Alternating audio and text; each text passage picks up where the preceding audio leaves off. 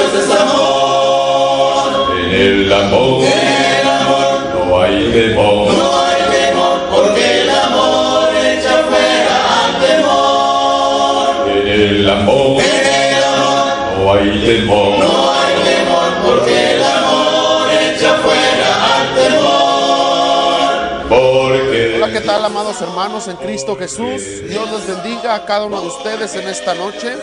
Que el Señor les bendiga a todos y cada uno de nuestros hermanos en Cristo Jesús que nos acompañan en esta hermosa noche.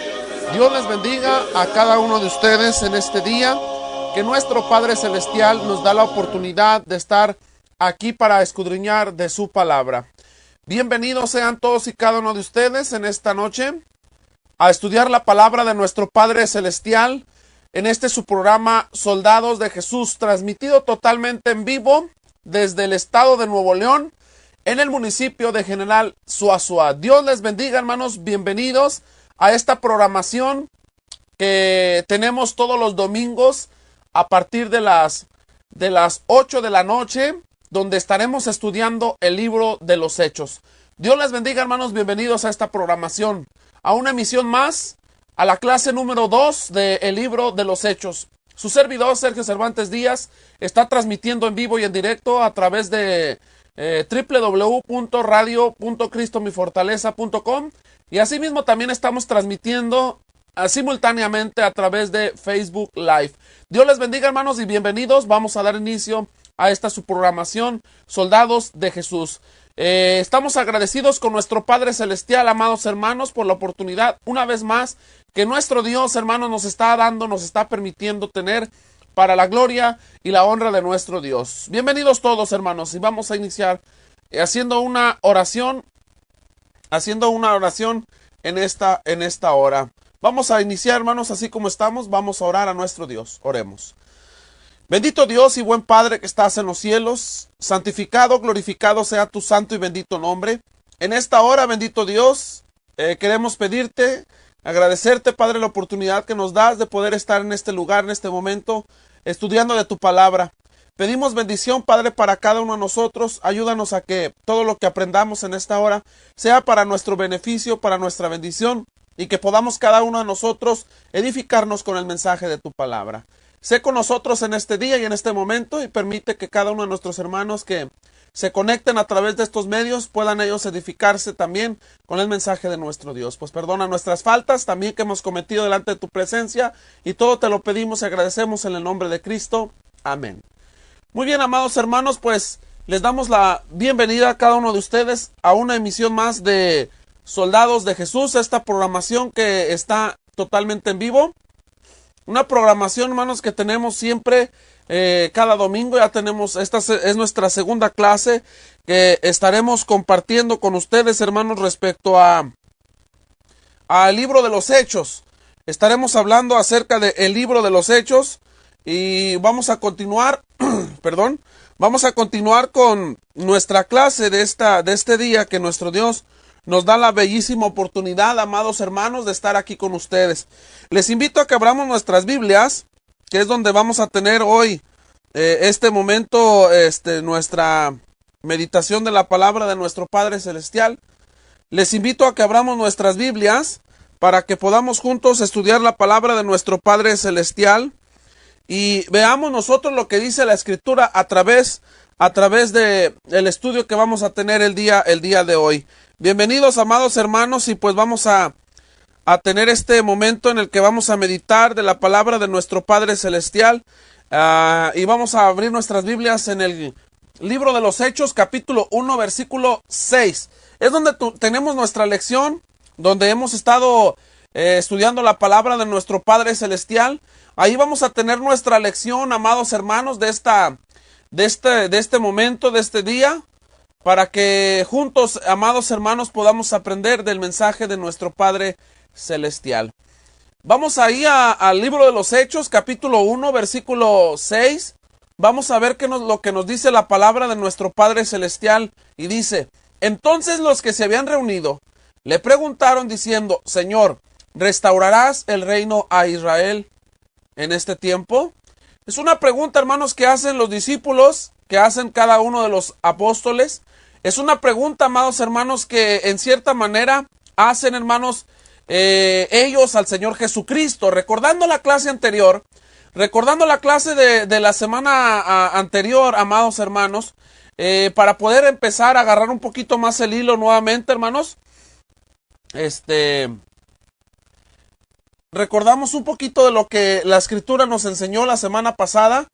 Y lo que en cierta manera, hermanos, vimos la semana pasada fue que el Señor Jesucristo anduvo 40 días extras, 40 días más, entre aquellos hombres, ¿verdad? Entre aquellas hermanos en Cristo Jesús. 40 días anduvo más, hermanos, entre ellos, para poder darles las instrucciones finales a cada uno de ellos, amados hermanos. Sí, hermanos, ciertamente nosotros necesitamos meditar en cada una de estas cosas, hermanos, que nosotros estamos hablando en este momento. Ejemplo, mire bien lo que la Escritura nos dice en esta parte. Los discípulos se encontraban en las últimas instrucciones con Cristo Jesús. En el versículo 6 le hacen una pregunta al Señor. Le hacen una pregunta al Señor y le dicen lo siguiente. Entonces los que se habían reunido le preguntaron, diciendo, ¿a quién? A Cristo, antes de que él ascendiera al cielo. Le hacen una pregunta y le hacen esta pregunta, ¿verdad? Válgame la redundancia. ¿Restaurarás el reino a Israel en este tiempo? Esto quiere decir, amados hermanos, que en cierta manera los discípulos, hermanos, los apóstoles, aún todavía no entendían algunas de las cosas que de antemano cada uno de ellos el Señor Jesucristo les había instruido. Todavía no entendían, hermanos, todavía no se comprendía, todavía no se entendía lo que de antemano Cristo les había comentado, Cristo les había dicho. Todavía no era entendible esto, hermano. Todavía no era entendible. Todavía no era entendible, amados hermanos, lo que de antemano el Cristo, hermanos, quería decirles a cada uno de ellos. Ellos deberían de haber entendido, ellos deberían de haber comprendido las palabras de nuestro Señor Jesucristo. Pero de antemano ellos aún todavía no comprendían, amados hermanos en Cristo Jesús, cada una de estas cosas. Ellos aún no entendían, ellos aún no comprendían lo que de antemano, hermanos, se estaba tratando en ese instante. Los apóstoles dejaron ver claramente, hermanos, que no entendían bien todavía cuál era el reino al cual Cristo muchas veces mencionó en sus discursos. Los apóstoles estaban reunidos y ellos, dice la Escritura, y ellos mismos le preguntaron. ¿Qué le preguntaron? Dice ahí, ¿verdad? Le preguntaron. Esta palabra viene del término griego eperontao y significa interrogar. Interrogaron al Cristo, hermanos, lo interrogaron. Esto indica que a Jesús lo pusieron, hermanos, en interrogación una y otra vez. En pocas palabras, ciertamente, según la palabra griega, lo presionaron a contestar. Esto deja ver, hermanos, que ellos se preocupaban, hermanos, en cierta forma de ver su futuro en un palacio o recinto general. Porque sabemos, hermanos, que en cierta manera los apóstoles, hermanos, pues aún no entendían muchas cosas. Ellos se preocupaban por su futuro, por lo que iba a ser el día de mañana. Ellos estaban imaginando un puesto en el reino humano restaurado por Jesús. Esto comenzó a vagar, hermanos, en la mente de ellos cuando en el ministerio de Jesús escuchaban la palabra reino, el cual los apóstoles tenían otro concepto, hermanos, de esta palabra. Siendo aquí una de las apariciones de Jesús y probablemente la última antes de su ascensión, Jesús le explicó, hermanos, con detenido detalle, Él les explicó, hermanos, con qué entenderían bien la palabra reino. Y solamente el que les ayudaría ahora a entender, hermanos, las cosas era el Espíritu Santo. Sí, hermanos, el Espíritu Santo les ayudaría a entender todas las cosas clara y precisamente. Esto debemos de notarlo cada uno de nosotros, amados hermanos. Necesitamos meditar y mirar ello. ¿Por qué? Porque ciertamente, hermanos, la palabra de nuestro Padre Celestial es lo que nos da a entender a cada uno de nosotros. Sí, la palabra de nuestro Padre Celestial, amados hermanos, nos hace ver lo siguiente. Tome nota de esto, hermano, que estamos a continuación meditando. ¿Por qué? Porque es importante, hermanos, notar que aún los apóstoles, en tiempo en el que el Señor Jesús estuvo 40 días más con ellos, aún ellos no entendían bien de qué se trataba el asunto del reino, porque muchas veces habían escuchado la palabra reino, pero aún no entendían ellos bien la situación, ellos no comprendían bien de qué se trataba esto del reino.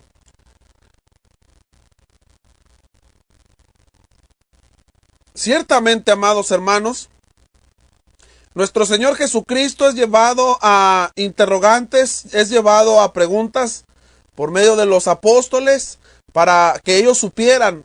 Ellos estaban preocupados por su futuro, ya que con Cristo se encontraban ellos de una manera resguardados, de una manera protegida, pero Cristo ya no iba a estar con ellos. Cristo ya no iba a estar con ellos. Y ciertamente, hermanos, pues ellos se preocupaban por su futuro. Se preocupaban por lo que iba a hacer, por lo que iba a hacer con ellos y qué sería de ellos. Más, porque muchas veces, vuelvo a repetir, habían escuchado la palabra reino. Muchas veces habían escuchado la palabra reino. Y pues ciertamente, hermanos, ellos continúan espantados, podríamos decirlo de esta manera también. Continúan un poco preocupados por su situación, hermanos, porque iban a quedar desamparados. ¿Y cómo era posible tal cosa si el Señor Jesucristo, amados hermanos, les había dicho, les había comentado acerca de este reino? ¿Cómo era posible que ellos, hermanos, iban a quedar así? Se iban a quedar solos, iban a quedar solitarios. No era posible, amados hermanos. Así que el estudio a conciencia, el estudio, hermanos, del libro de los Hechos, nos hace ver a cada uno de nosotros, amados hermanos, ciertamente esto, que lo que dice, hermanos, el versículo 6, recuerde, estamos estudiando el capítulo 1, versículo 6 del libro de los Hechos. Los apóstoles preguntan a nuestro Señor Jesucristo de una manera, si lo podemos llamar así, para presionar a nuestro Señor Jesucristo para que contestara la pregunta respecto al reino. Sí, para que Jesús les aclarara respecto al reino, para que Cristo les aclarara el asunto respecto al reino. Recuerde, hermanos, de una forma humana, ellos se preocupaban por su futuro, hermano. Se estaban preocupando por lo que iban a hacer, por lo que iba a ser el día de mañana para ellos. Los apóstoles en ese instante todavía no eran movidos ni eran llevados por el Espíritu Santo. Tenían otro concepto, hermanos, de la palabra reino. Ellos, al igual que todos los judíos, pensaban, hermanos, que sí, que Jesucristo iba a restaurar el reino davínico. Que Jesucristo iba a restaurar el reino davínico, hermanos. A lo cual de antemano era algo imposible, ¿verdad? No porque no lo pudiera hacer, sino porque el propósito no era el tal. Siendo aquí una de las apariciones de Jesús y probablemente la última antes de su ascensión, hermanos, Jesús les explicó claramente, fíjese bien, para que entendieran bien la palabra reino. Yo no sé, amado hermano, si usted entiende bien la palabra reino. Y solamente el Señor Jesús les hace una aclaración, hermanos, que el que les ayudaría a entender las cosas completas a los apóstoles, amados hermanos, era y será siempre ¿quién?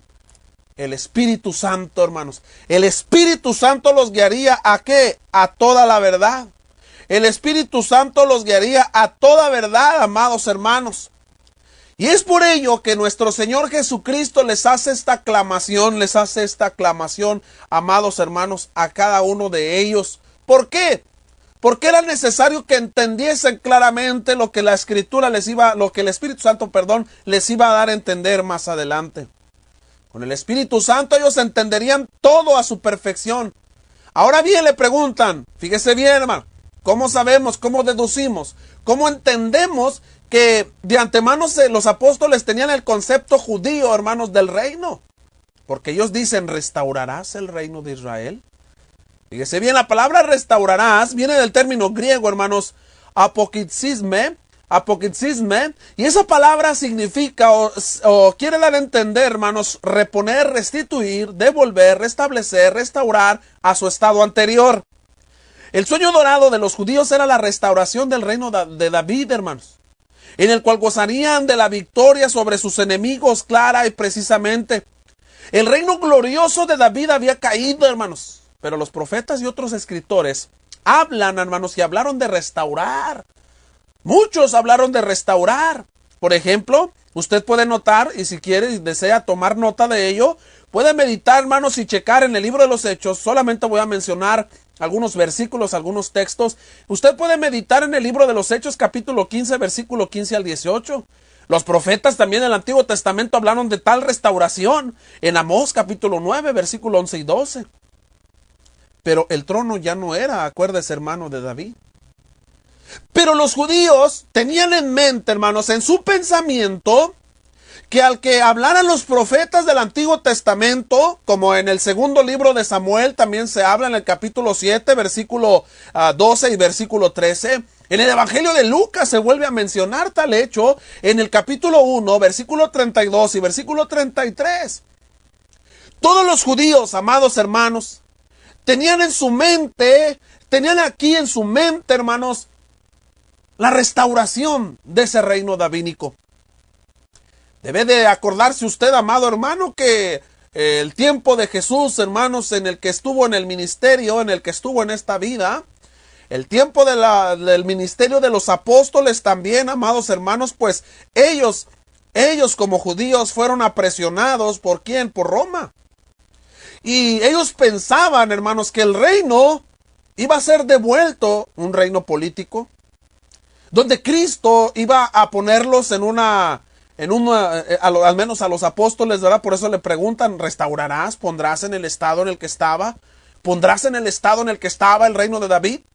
Es por ello, amados hermanos, que se les hace la pregunta, porque los judíos, al igual que los apóstoles, tenían el pensar de que Cristo iba a ponerlos nuevamente bajo el mandato, para que ellos gobernaran, para que ellos estuvieran quitándose el yugo de esclavitud de los romanos. Ese era el problema o la mentalidad que todos los judíos tenían, y en ello incluyendo a quienes, a los apóstoles. Mire bien, recuerde, el trono ya no era de David, sino el trono ahora es del Hijo de Dios, del Mesías, del Mesías. Pero el reino prometido no sería un reino carnal, donde existiría un rey con corona y tendría muchos súbditos a su orden y haría guerras como las guerras que hizo David y ganaría las guerras. Este era un reino espiritual, un reino espiritual del Mesías. Lo dice, hermanos, muchos textos, pero entre ellos lo dice el Evangelio de Lucas. Sí, hermanos, lo menciona Lucas en el capítulo 17, versículos 20 y 21. Asimismo lo menciona, hermanos, el Evangelio de Juan en el capítulo 18, versículo 36. Ellos hablaron de este reino, así como lo habló, hermanos, en el segundo libro de Samuel. En el segundo libro de Samuel, en el capítulo 7, versículo 12 y 13. Ellos hablaron, hermanos, de ese reino como casa de Dios. Lo menciona el profeta Isaías. Lo menciona el profeta Isaías, hermanos, en el capítulo 2, versículo 2 al 4, como casa de Dios. Casa de Dios, el reino. Y mire bien, el reino, casa de Dios. Y ese reino, hermanos, viene a ser la iglesia. Pablo dice que la casa de Dios es, hermanos, tal, la iglesia. 1 Timoteo capítulo 3, versículo 15. Esa es la casa de Dios. La casa de Dios no es un edificio. La casa de Dios, hermanos, no es un lugar en el cual se ha construido de piedra o de madera o de algún artefacto, hermanos, de algún material. La casa de Dios donde habita el Espíritu Santo hoy es usted, amado hermano, y soy yo. Esa es la casa de Dios, según lo dice Pablo a nuestro hermano Timoteo en el capítulo 3, versículo 15, en la primera carta. Dios, hermanos, Dios nunca prometió poner nuevamente el reino material de David, jamás.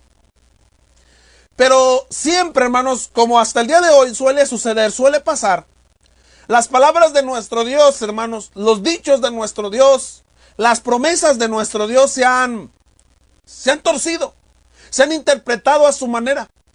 Han pensado que Dios ha dicho otra cosa u otra manera o de otra manera. Al igual que el día de hoy, hermanos, tantas profecías, tantas cosas que nuestro Dios ha dicho, hermanos, y el mundo religioso, el mundo sectario denominacional ha cambiado o ha pensado que así dice. Bueno, en tiempos de los judíos, así era también la situación. Nuestro Dios jamás había prometido, hermanos, que el reino de David sería restaurado. Nuestro Dios nunca, hermanos, prometió un poder político que les daría la independencia nacional a los judíos. Y tampoco mucha gloria terrenal. Nuestro Dios, hermanos, nunca lo prometió, jamás. Así que los apóstoles necesitaban, hermanos, al 100% la promesa del Padre para que pudieran entender todas las cosas, el Espíritu Santo, antes de que iniciaran su ministerio, porque si no, hermanos, iban a echar muchas malas.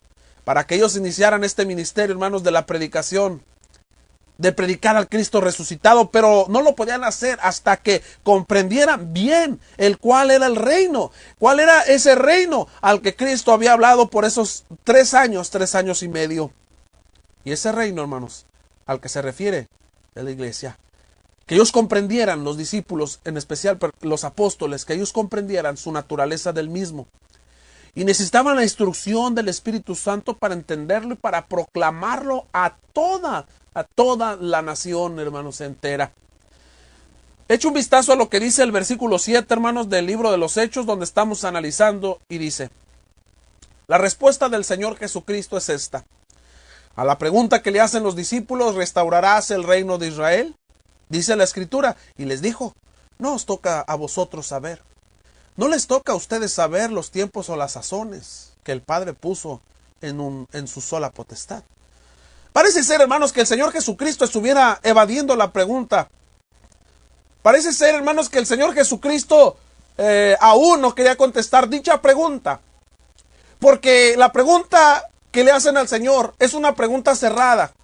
¿Restaurarás el reino de Israel? ¿Qué respondería usted? ¿Un sí o un no? ¿Un sí o un no? Ciertamente, hermanos, Cristo siempre trataba, hermanos, de contestar una pregunta cerrada con un diálogo, aunque las preguntas cerradas no se contestan con diálogos, pero el Señor Jesucristo lo hacía para enseñar a quienes estaban en ese momento. Mire bien lo que dice la Escritura. Y les dijo: no os toca a vosotros saber los tiempos o las sazones. Hay muchas personas, amados hermanos, que creen tener el poder de ver las cosas futuras. ¿Cómo se ha dado el tiempo, hermanos, en el que hasta por ahí, verdad, dicen que te pueden leer la mano? Bueno, yo no veo que tenga letras la mano, pero bueno, eso te dicen que te van a leer el futuro, que te van a leer la bolita mágica, y que el tarot, y que quién sabe qué tantas cosas. Bueno, hay mucha gente, hermanos, que cree tener ese poder de ver las cosas futuras. Ciertamente, hermanos, aquí Lucas, con este verso, tumba toda esta falsa creencia, hermanos, de las personas llamadas futuristas. Los futuristas de ver el futuro. ¿Qué te depara el futuro? Y llámenos en este momento y le vamos a deparar el futuro. La palabra tiempos, hermanos, en la palabra griega que estamos estudiando en este momento, fíjese bien lo que dice ahí. No os toca a nosotros, o sea, a ustedes, a los apóstoles, saber los tiempos. La palabra tiempos, hermanos, viene del término griego cronos. Cronos. Es por eso que hoy en nuestro castellano, hermanos, utilizamos el cronómetro.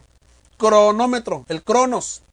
Y esto significa un lapso, hermanos, un lapso o un periodo de tiempo, momento u ocasión.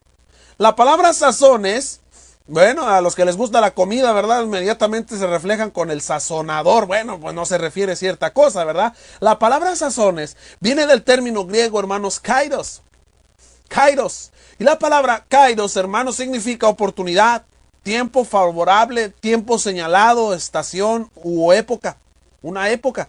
Así que Jesús, hermanos, no responde la pregunta de los apóstoles con un sí o con un no. Solo se enfoca, hermanos, en el término tiempo. Así que en este momento en el que los apóstoles estaban preguntando, no les tocaba saber, hermanos, el periodo oportuno o el momento favorable en que Dios establecería el reino de Cristo, que era la iglesia. Porque estamos hablando de que aún en el capítulo 1 no está establecida la iglesia, amados hermanos. Aún todavía está la promesa, aún todavía está la profecía del Cristo en Mateo capítulo 16, versículo 18. Sobre esta roca edificaré mi iglesia y las puertas del Hades no prevalecerán contra ella. Aún se encuentra ahí el anuncio en la cual sería levantada, construida la iglesia que Cristo iba a levantar con su propia sangre, con su sacrificio. Pero aún no ha llegado, aún no está, amados hermanos. Los apóstoles tenían que entender que a ellos no les era conveniente saber ni la fecha, ni el día, ni la hora. La única señal era la llegada de la promesa del Padre. Esto es el Espíritu Santo, hermanos. No les tocaba saber a los apóstoles este periodo oportuno o el momento favorable en que Dios establecería el reino de Cristo, que es su iglesia. Solo había una señal, lo he dicho, la llegada del Espíritu Santo con poder. Dice aquí la Escritura, y les dijo: no os toca a vosotros saber los tiempos o las sazones que el Padre puso en su sola potestad, que el Padre puso. Fíjese bien, los tiempos, amados hermanos, no son de los futuristas. Los tiempos no son de la lectura de las cartas. Los tiempos no son de la lectura de las manos. Es triste, amados hermanos, y entramos en este enfoque porque es necesario tocarlo. Es triste saber de aún de hermanos de la iglesia de Cristo que acuden a personas, hermanos, como los chamanes. Ándale, sí, hermano, que acuden con las personalidades a las cuales creen tener poderes superiores a los de Dios. Porque estás enfermo, porque tienes problemas con el esposo, con la esposa, acudes a que te lean las cartas. Fíjate, hermano, qué tristeza, cuando de antemano dice Cristo que el único que tiene el poderío del tiempo pasado, del tiempo presente y sobre todo del tiempo futuro es nuestro Dios. Ningún hombre, ninguna mujer tiene potestad sobre esto. Aún Cristo, hermanos, estando en forma humana, porque en forma divina todo lo sabe al igual que el Padre y todo lo entiende y todo lo comprende, pero en forma humana estaba limitado, hermanos, en decirnos los tiempos. Es por eso que él mismo dice, hermanos, hablando de su regreso: ni los ángeles del cielo saben, ni él mismo sabía, porque eso solamente, hermanos, el tiempo lo tiene nuestro Dios, el Padre Celestial. Los tiempos solo le corresponden a Dios Padre. A Jesucristo en su forma humana no le tocaba decir el tiempo, hermanos. Él quería que sus apóstoles vigilaran, que oraran y esperaran en la escuela, hermanos, de los piadosos. Esto no por muchos días. No faltaba mucho tiempo para que el reino, hermanos, se estableciera. Así también con la segunda venida de Cristo, amados. Sabemos que está cerca, pero no sabemos cuándo se efectuará, cuándo regresará. Amado hermano, no se desespere.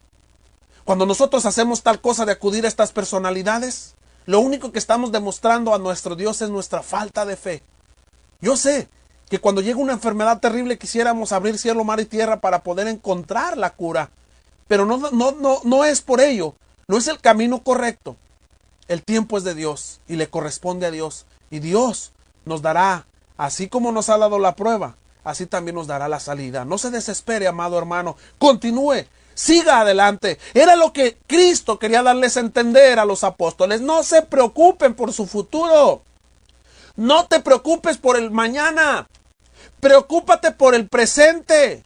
No te preocupes por la siguiente hora que viene. Preocúpate por el minuto, el segundo que estás viviendo en este instante. Porque el mañana le pertenece a Dios. El pasado ya es pasado. Ya no puedes hacer nada. El presente, el minuto en el que vives, el minuto en el que estás, ese nos corresponde a nosotros y el futuro le corresponde a Dios. Y si Dios es con nosotros, ¿quién contra nosotros? El futuro estará garantizado, una vida plena, una vida de maravilla. Así que, amados hermanos, no os preocupemos. Es lo que Cristo les daba a entender, amados, a los apóstoles. Es lo que Cristo les estaba infundiendo. Es lo que Cristo les estaba instruyendo. No se preocupen por lo que va a pasar.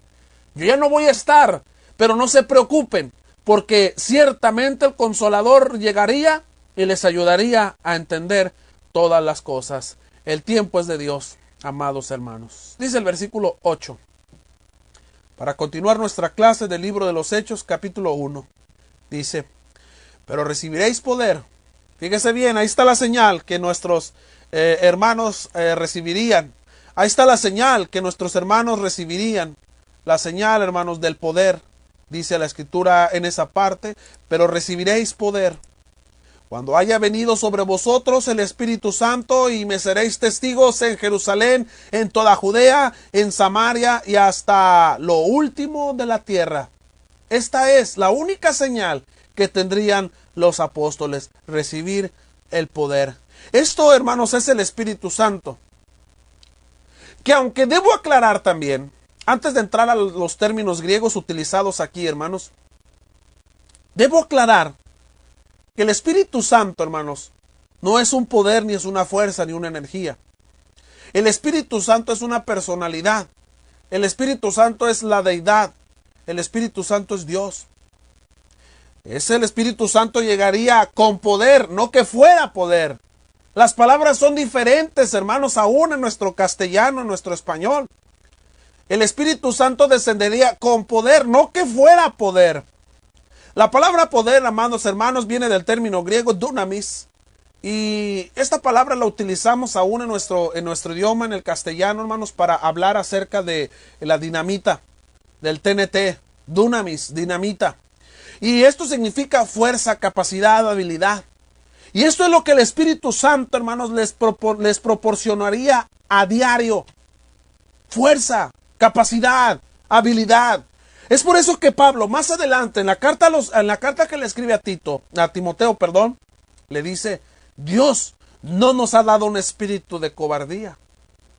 Dios nos ha dado un espíritu de poder, un espíritu que nos ha dado fuerza, que nos ha dado capacidad, que nos ha dado habilidad.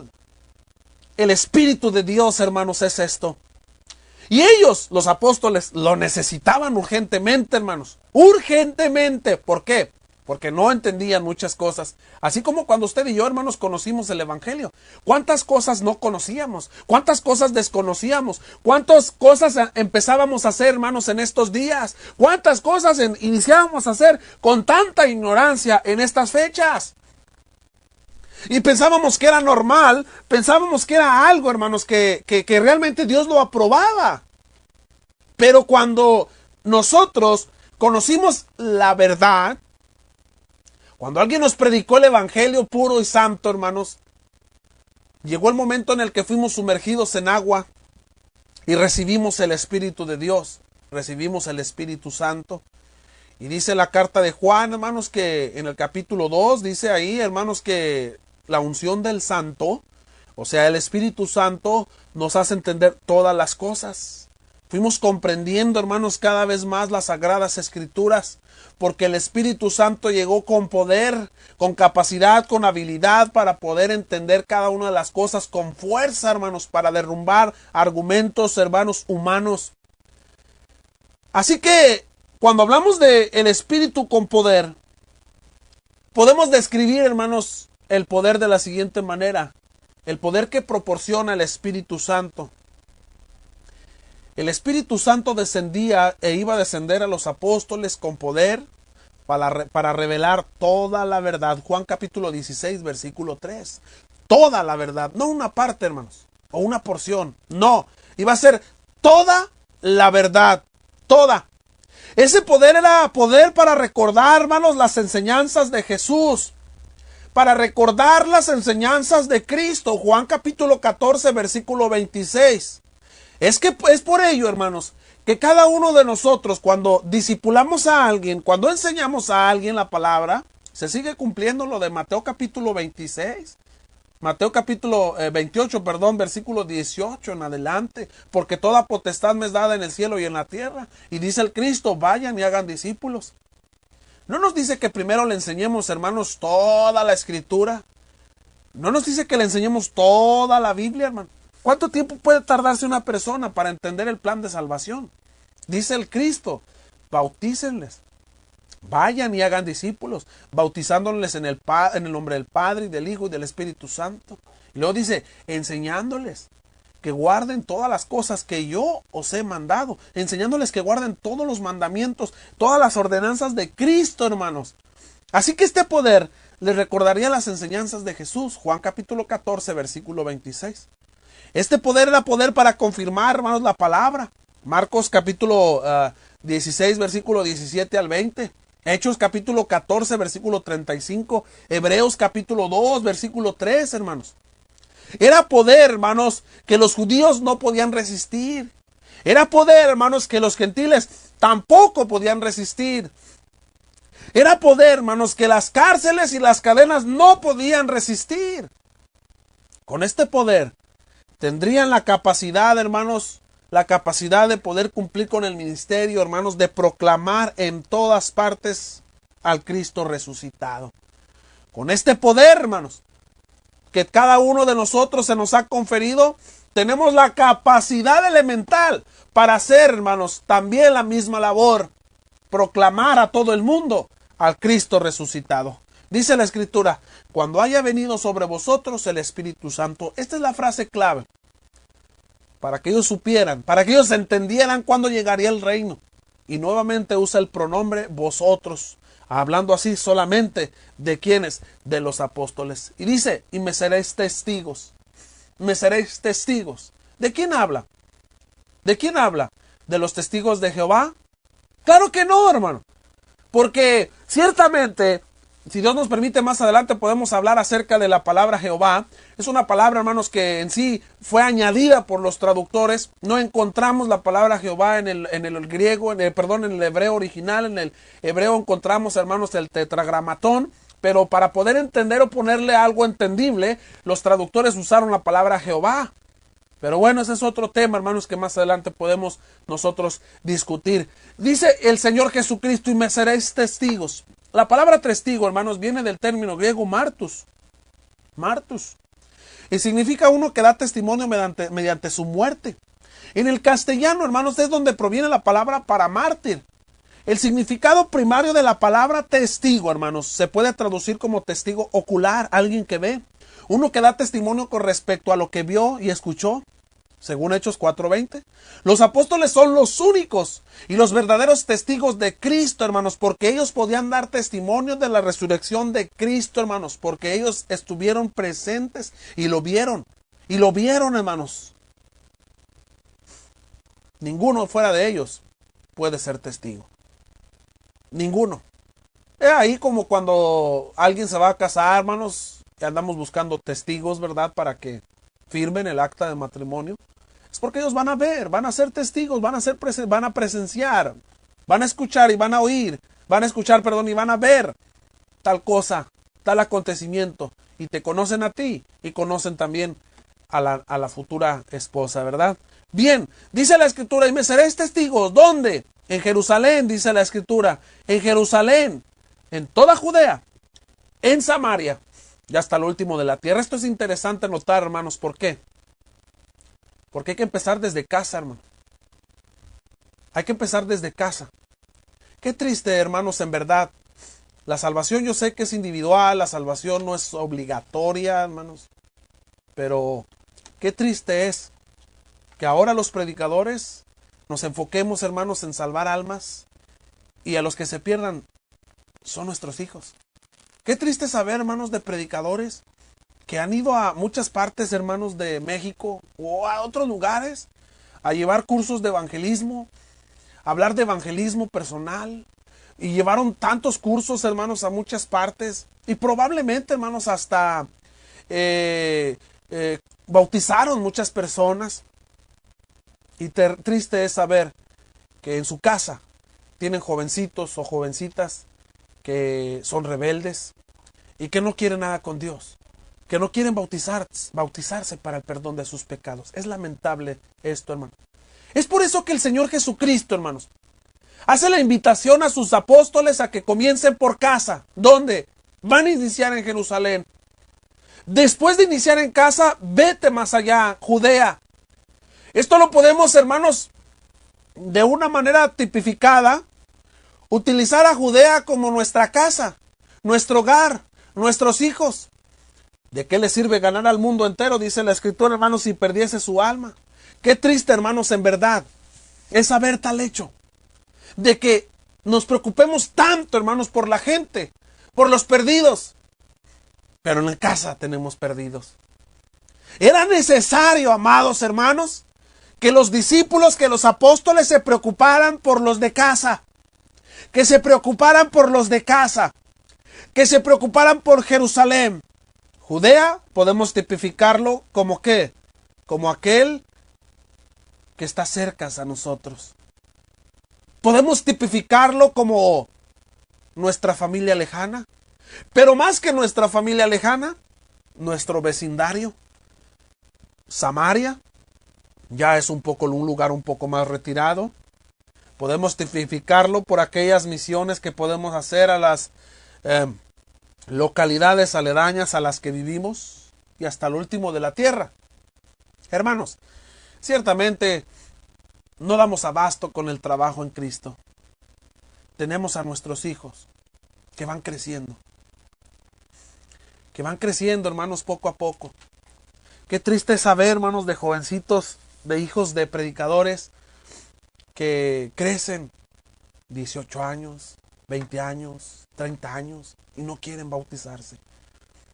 Y no solo de los hijos de los predicadores, de los hijos de nosotros como cristianos, hermanos, que probablemente no hemos sido buen ejemplo para ellos y por tal acontecimiento no quieren ellos convertir su vida a Cristo.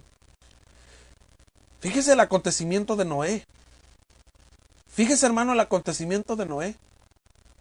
¿A cuántos salvó? Digo, en el arca. Solamente a 8, a su familia. Se preocupó por su familia, hermano. Preocupémonos por nuestras familias. Ninguno de los apóstoles, hermanos, habían viajado más al norte, hermanos, que la punta sur de Siria. Ni más al este que la costa del mar de Galilea, hermanos. Ni más al sur que la frontera de Egipto. Y ni más al oeste que las costas del Mediterráneo. Y ahora Jesús les manda a viajar hasta el último de la tierra, ¿no? Así que Lucas, hermanos, nos presenta el índice geográfico del programa de evangelización, hermanos, que llevaría a cabo los apóstoles. Iniciando en la tierra natal, Jerusalén. Hechos capítulo 1, versículo del 1 al 8. Siendo ahí donde Jesús sería vindicado. Siendo la ciudad capital, hermanos, donde fue humillado y crucificado Jesús. A esta ciudad, hermanos, llegaban muchos judíos de todas naciones para celebrar las 3 fiestas solemnes. La fiesta de la Pascua, la fiesta de Pentecostés y la fiesta de los tabernáculos. Después se extendieron a las ciudades cercanas, más bien a las ciudades vecinas como Judea y Samaria. En Samaria estaban los samaritanos, válgame la redundancia, hermanos, a quienes en el ministerio de Jesús les prohibió predicarles, Mateo capítulo 10, versículo 5. Pero Jesús sí reconocía, hermanos, que esos campos eran blancos para cegarlos. Sí reconocía claramente, Juan capítulo 4, versículo 24.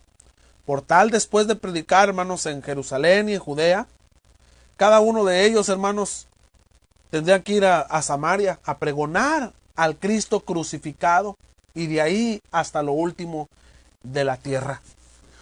Vuelvo a poner en énfasis lo siguiente, hermano. ¿Cuántos nos hemos dedicado, hermanos, de andar en las misiones, predicando el evangelio en muchos lugares? ¿Cuántos nos hemos dedicado, hermanos, a evangelizar, a iniciar obras? Que viera qué difícil es en algunas ocasiones. Y nos hemos enfocado hasta en dar cursos de evangelismo personal para salvar almas. Y nuestras familias, nuestros hijos no se han convertido a Cristo. Es en ellos primero en quien tenemos que trabajar. Es en ellos en el que tenemos que laborar. Para que después de ellos vayamos fuera de Jerusalén, vayamos a Samaria, vayamos más allá, hermanos, vayamos a Judea y hasta que entonces prediquemos a nuestros alrededores, vayamos hasta lo último de la tierra, hermanos. Hasta lo último de la tierra. Bien, continuamos con nuestra clase. Dice el versículo 9, hablando acerca ahora ya de la ascensión de Jesús. Y habiendo dicho estas cosas, después de 40 días, hermanos, que el Cristo anduvo entre ellos nuevamente, dice la Escritura, viéndolo ellos, fue alzado. Y le recibió una nube que le ocultó de los ojos. ¿Cómo se sentirían? ¿Se ha preguntado usted cómo se sentirían en ese momento los discípulos, los apóstoles? Se estaba yendo su maestro. Se estaba yendo su maestro. Se estaba retirando de ellos su protector, su ayudador, su consejero. Su todo. Viendo ellos fue alzado, dice la Escritura. Lucas capítulo 24, versículos 50 y 51 también nos hablan de esto. Describe también la ascensión de Cristo, hermanos. Este pasaje es de suma importancia ya que los apóstoles no estuvieron en el momento que Jesús dejó, que abandonó la tumba, hermanos. Pero ellos, para poder ser testigos, tenían que ver al Cristo culminando su ministerio terrenal. Jesucristo, hermanos, no desapareció en la noche, ni tampoco en secreto, como muchos dicen por ahí, sino que sus apóstoles lo vieron con sus propios ojos. Esto, hermanos, esto era necesario para que ellos fueran testigos oculares. De esta manera, los apóstoles testificarían, hermanos, que vieron y presenciaron la ascensión de Cristo. Lucas, en el Evangelio nos narra, hermanos, que fue el momento en el que terminó su ministerio terrenal, dando así bendición a sus apóstoles, para así comenzar su ministerio celestial. La palabra alzado, amados hermanos, viene del término griego epairo, y significa levantar, ser llevado. Con este hecho, no queremos decir que el tercer cielo donde ascendió Cristo está a la parte de arriba del globo terráqueo. Solo Dios sabe, hermanos, dónde estará el tercer cielo. Solamente por deducción sabemos o decimos que está allá.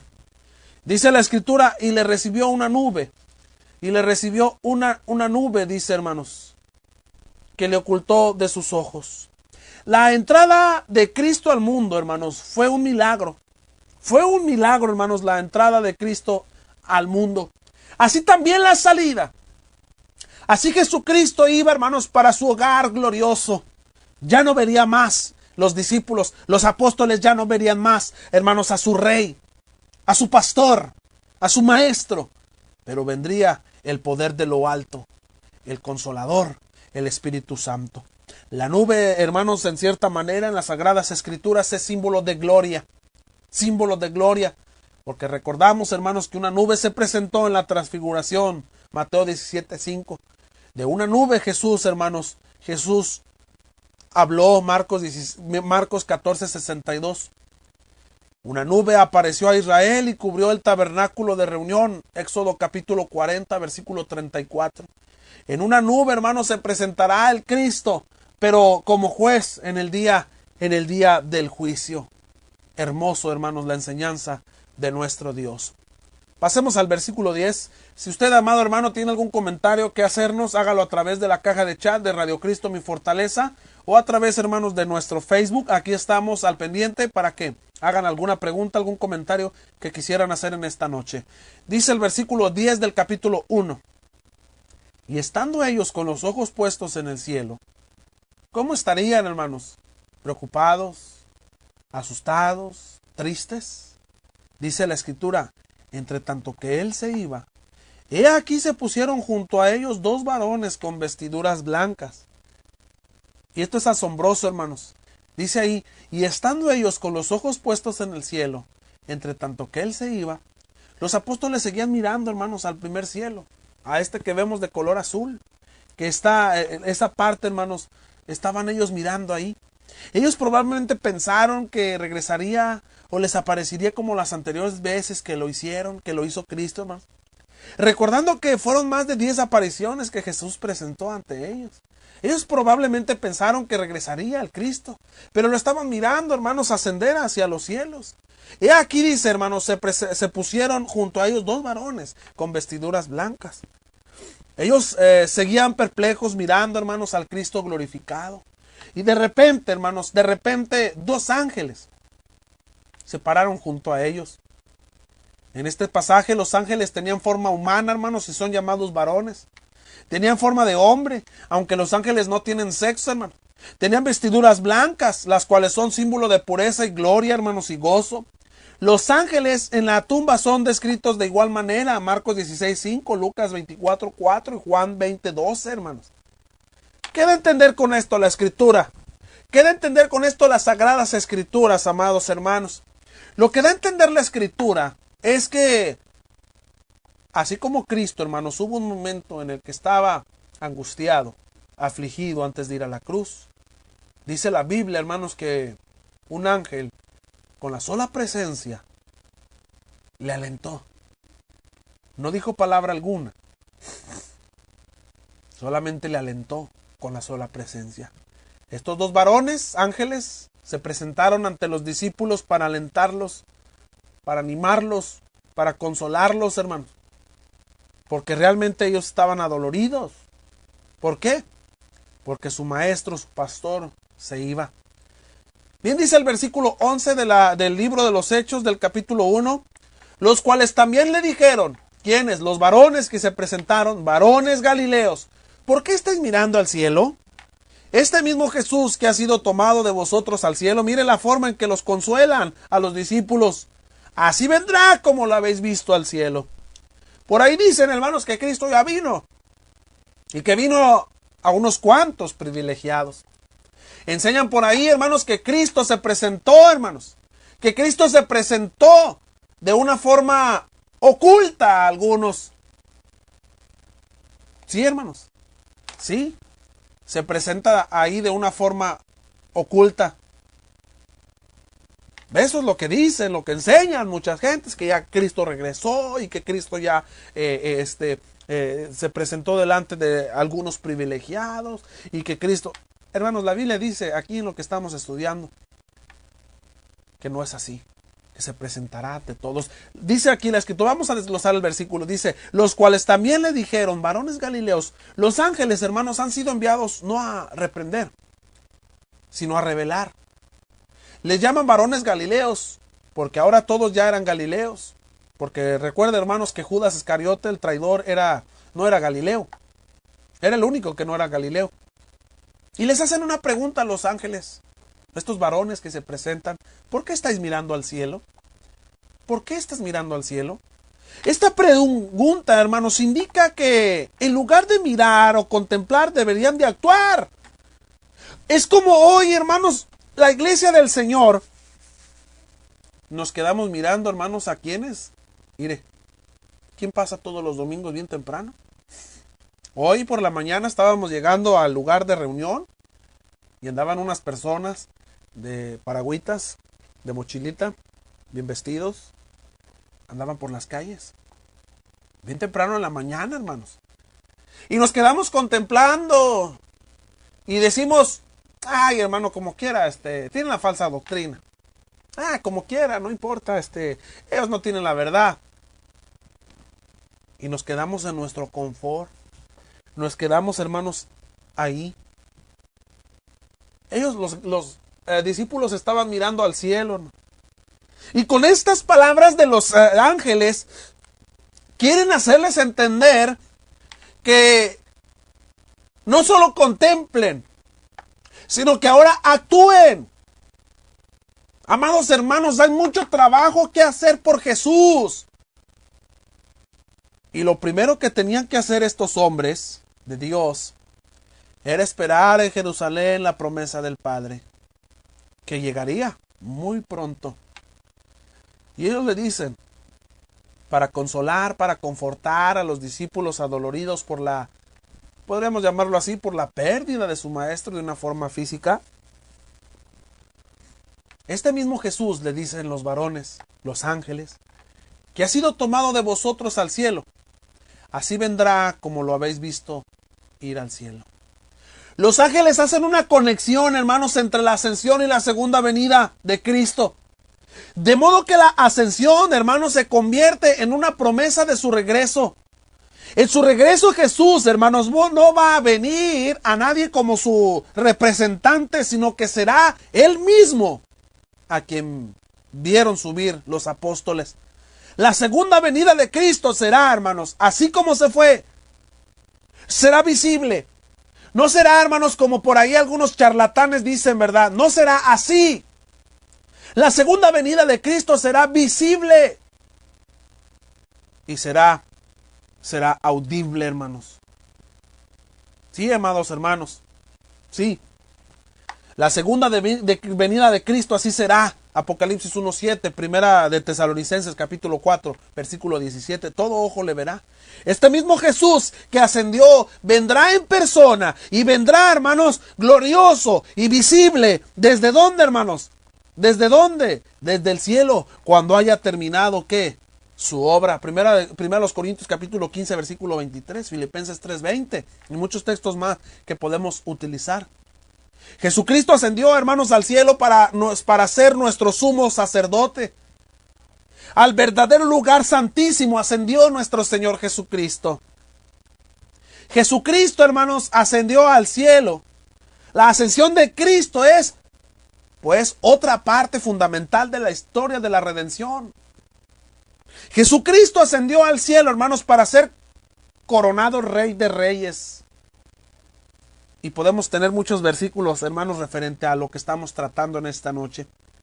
Jesucristo ascendió al cielo, hermanos, para poder mandar al Espíritu Santo a los apóstoles. Jesucristo ascendió al cielo, hermanos, porque había terminado su obra en la tierra. Pero el consuelo que les estaba infundiendo, hermanos, los ángeles que se presentaron en ese momento, es ese, que así como lo ven, así regresará. Esta es una promesa, y las promesas que Dios hace a través de sus siervos, a través de sus sirvientes, a través de los ángeles, los mensajeros, se cumplen. Y está próxima a cumplirse. Versículo 12. Entonces volvieron a Jerusalén desde el monte que se llama del Olivar, el cual está cerca de Jerusalén, camino de un día de reposo. Entonces volvieron a Jerusalén. ¿Cómo volverían, hermanos? ¿Cómo volverían? ¿Cómo volverían ciertamente los discípulos? ¿Cómo, hermanos? Pues probablemente volvieron asustados, deprimidos, pero lo que yo más pienso, hermanos, referente a lo que analizamos en este momento, es que regresaron fortalecidos por las palabras de los ángeles. Regresaron fortalecidos, volvieron a Jerusalén desde el monte que se llama del Olivar, el cual está cerca de Jerusalén, camino de un día de reposo. Sí, hermanos, sí, clara y precisamente. Ahora bien, dice aquí, entonces volvieron a Jerusalén. En el tiempo de Abraham, hermanos, Jerusalén se le llamaba Salem. Muchos sabemos ya acerca de esta historia, o ciudad de paz. Génesis capítulo 14, versículo 18. Antes que David la conquistara en una ciudad amorrea llamada Jebús. Génesis capítulo 15, versículo 21. Jueces del capítulo 19, versículo 10 y 11. Isaías la llama Ariel o Sión de Dios. Sión de Dios. Isaías 29, capítulo 29, versículo 1 y 2. Otros nombres bíblicos son como Sión o Monte de Sión, Ciudad de David, Ciudad del Gran Rey, Ciudad Santa, el Santuario, Ciudad de Justicia, etc. El nombre, hermanos, el nombre mismo significa posesión de paz. Está a unos 762 metros sobre el nivel del mar, en la cima de su monte de las cordilleras de Judea. Se dice, hermanos, que fue edificada sobre 4 montes, 2 de los cuales, Sión y Moria, se discuten entre otros lugares, ¿verdad? Esto como a 53 kilómetros al este del Jaffa, en el mar Mediterráneo, y a 28 o 32 kilómetros aproximadamente al oeste del punto más alto al norte del Mar Muerto, donde desemboca el río Jordán.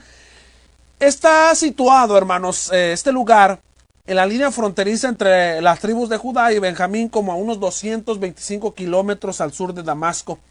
Jerusalén, hermanos, siendo el lugar donde crucificaron a Jesús, donde los apóstoles tenían muchos enemigos. ¡Ay, qué difícil, hermano! ¿Qué les detenía para quedarse en ese lugar? Donde crucificaron a Cristo, hermanos. Donde estaban los enemigos de los discípulos, de los apóstoles. Donde les esperaría una vida difícil. ¿Qué les detenía para quedarse en ese lugar? Los apóstoles no tenían ni un lazo que los detuviera. Sus hogares y sus familias estaban en Galilea. Pero lo que les detenía era la obediencia al mandamiento que Jesús les dijo. Lucas capítulo 24, versículo 49. ¿Qué les detenía? ¿Qué nos detiene a nosotros, hermanos, predicar el lugar donde estamos? El llamado del Señor, las promesas de Cristo. Dice ahí, hermanos, la Escritura, desde el monte que se llama del Olivar, el cual está cerca de Jerusalén. La cima de este monte, hermanos, o cerro, está a 60 metros más alto que la ciudad de Jerusalén. Zacarías capítulo 14, verso 4. Sí. Ahora, de aquí la vista hacia la ciudad, hermanos, está perfecta.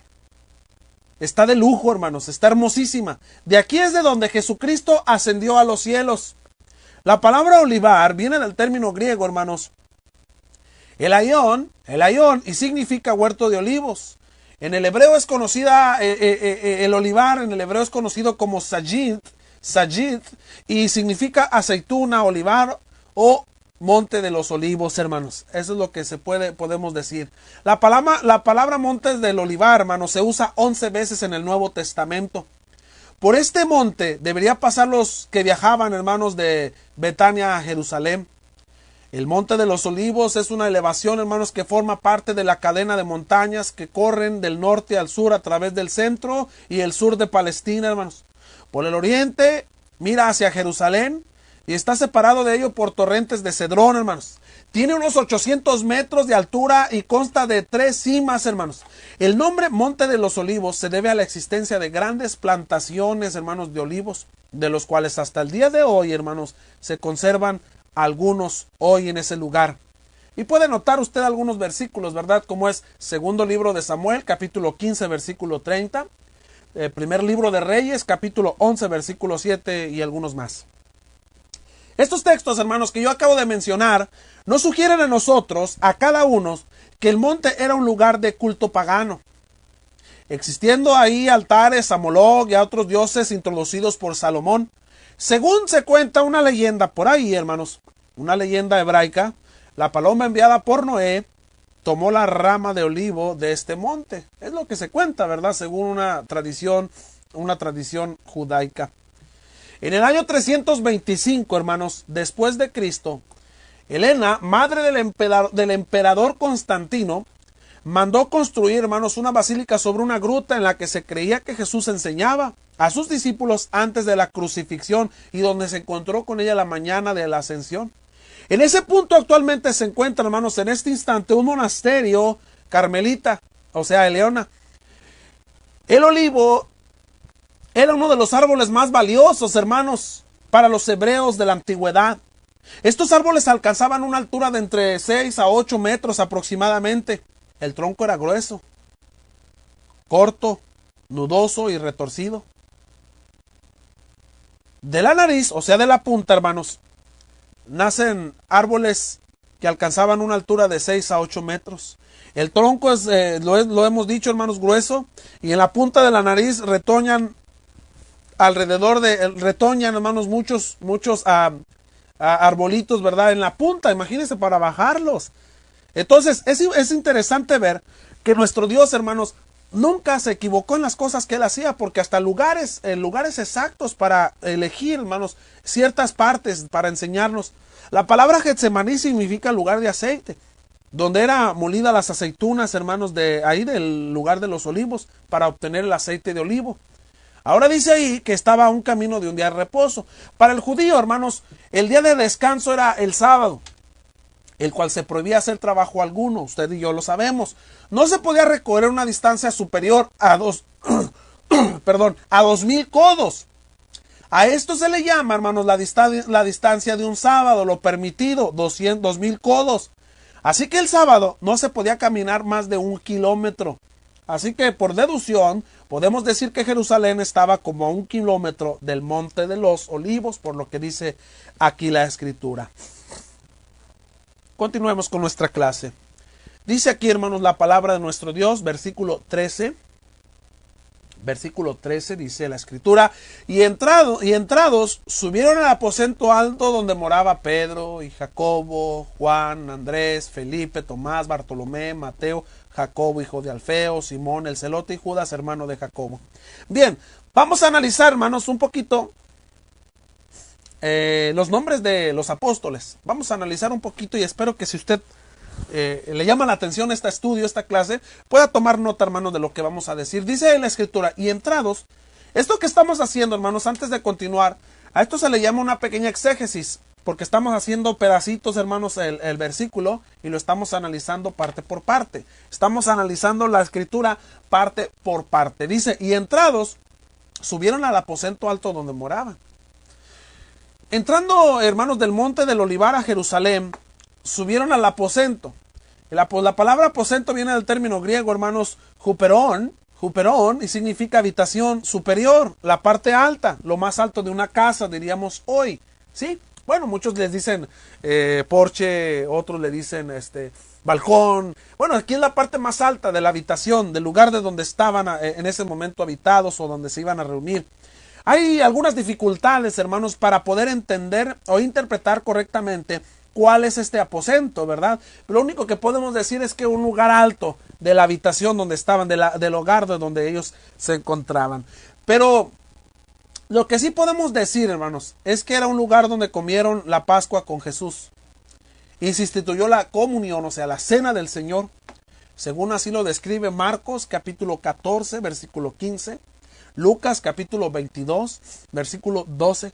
Otros dicen que puede ser que sea la casa de la mamá de Juan, por lo que dicen Marcos capítulo 12, versículo 12. Al decir aposento alto, hermanos, quiere decir que era un lugar muy conocido. La palabra moraban viene del término griego, hermanos, katameno, del término griego katameno, y significa, en cierta forma, siendo una palabra o un verbo presente, activo, partícipe, plural, nominativo, hermanos, masculino, significa quedarse, permanecer, o sea, que ahí estaban viviendo, que ahí vivían. Con esto sabemos, hermanos, y es interesante notar que ellos ya tenían tiempo ahí y tenían sus pertenencias en ese lugar, los discípulos, los apóstoles. Los apóstoles cada vez entendían más y más las cosas que Jesucristo les estaba diciendo, hermanos, y iban a esperar ahí la promesa del Padre. Empezamos con el primer nombre, Pedro. Pedro. Dicen por ahí que Pedro es el primer papa. Bueno, pues vamos a ver, hermanos, qué significa el nombre de Pedro. El nombre de Pedro viene del término griego Petros, y significa, hermanos, un pedazo de roca. No es la roca, hermanos. No es la Petra, es Petros.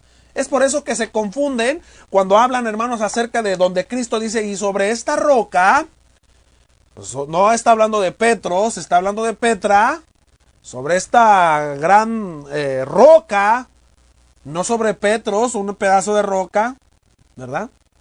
Este nombre es relacionado con Kefas, de origen caldeo y hebreo. Kefi significa, hermanos, roca hueca o peñasco. Cefas es el sobrenombre de Pedro. Él fue hermano, hermanos, de Andrés e hijo de Jonás, natural de Betsaida. Era un tosco pescador y él era casado, hermanos. Y el Papa no está casado, ¿verdad? Se le menciona como Simón Pedro. En sí, cuando se le menciona Simón, su nombre es griego, Simón. Así como lo escucha usted, está en el griego. Pero en el hebreo se encontramos la palabra Simeoni, y significa, hermanos, providencia del cielo. Qué triste, hermanos, hablando de los nombres, ¿verdad? Porque esto lo tenemos que tocar porque estamos, recuerde, analizando. Ay, discúlpenme, hermanos, pero andamos un poquito agripados, ¿verdad? Esto es interesante notar, porque hoy, hermanos, también hablando de nuestras familias, de nuestros hijos, ya nadie le ponen los nombres, hermanos, bíblicos a los hijos. Si se nota, se da cuenta, hermanos, que ahora, hermanos, pues pocos personas les llama la atención los nombres bíblicos. Pocas personas buscan el significado, ¿verdad? Pocas personas buscan el significado. Por ejemplo, mire, el nombre de Simón, ¿qué es lo que significa? Providencia del cielo. Providencia del cielo. Que escucha y obedece. Providencia del cielo que escucha y obedece. Es lo que significa, hermanos, en el hebreo. Simeoni. ¿Sí? Ahora, dice también, hablando de Jacobo, del término griego Jacobos, del original, hermanos, hebreo Jacobi. Jacobi significa el que suplanta. Pocos hijos de Dios, hermanos, le hemos puesto nombres bíblicos a nuestros hijos. Y ahora usamos nombres americanos, nombres franceses, pero ya no usamos los nombres bíblicos. ¿Por qué? No lo sé, ¿verdad? Pero ya pocos estamos usando los nombres bíblicos. Qué bonito es el significado del nombre de Jacobo. Jacobos en el hebreo, en el griego. Y Jacoboi en el hebreo, hermanos, el que suplanta. Era hijo de Zebedeo y de Salomé, hermanos, hermano mayor de Juan. Él fue uno de los primeros discípulos de Jesús. Él era pescador. Jesús le llamó, hermanos, ¿qué? Bonoargues, ¿verdad? O sea, hijos del trueno.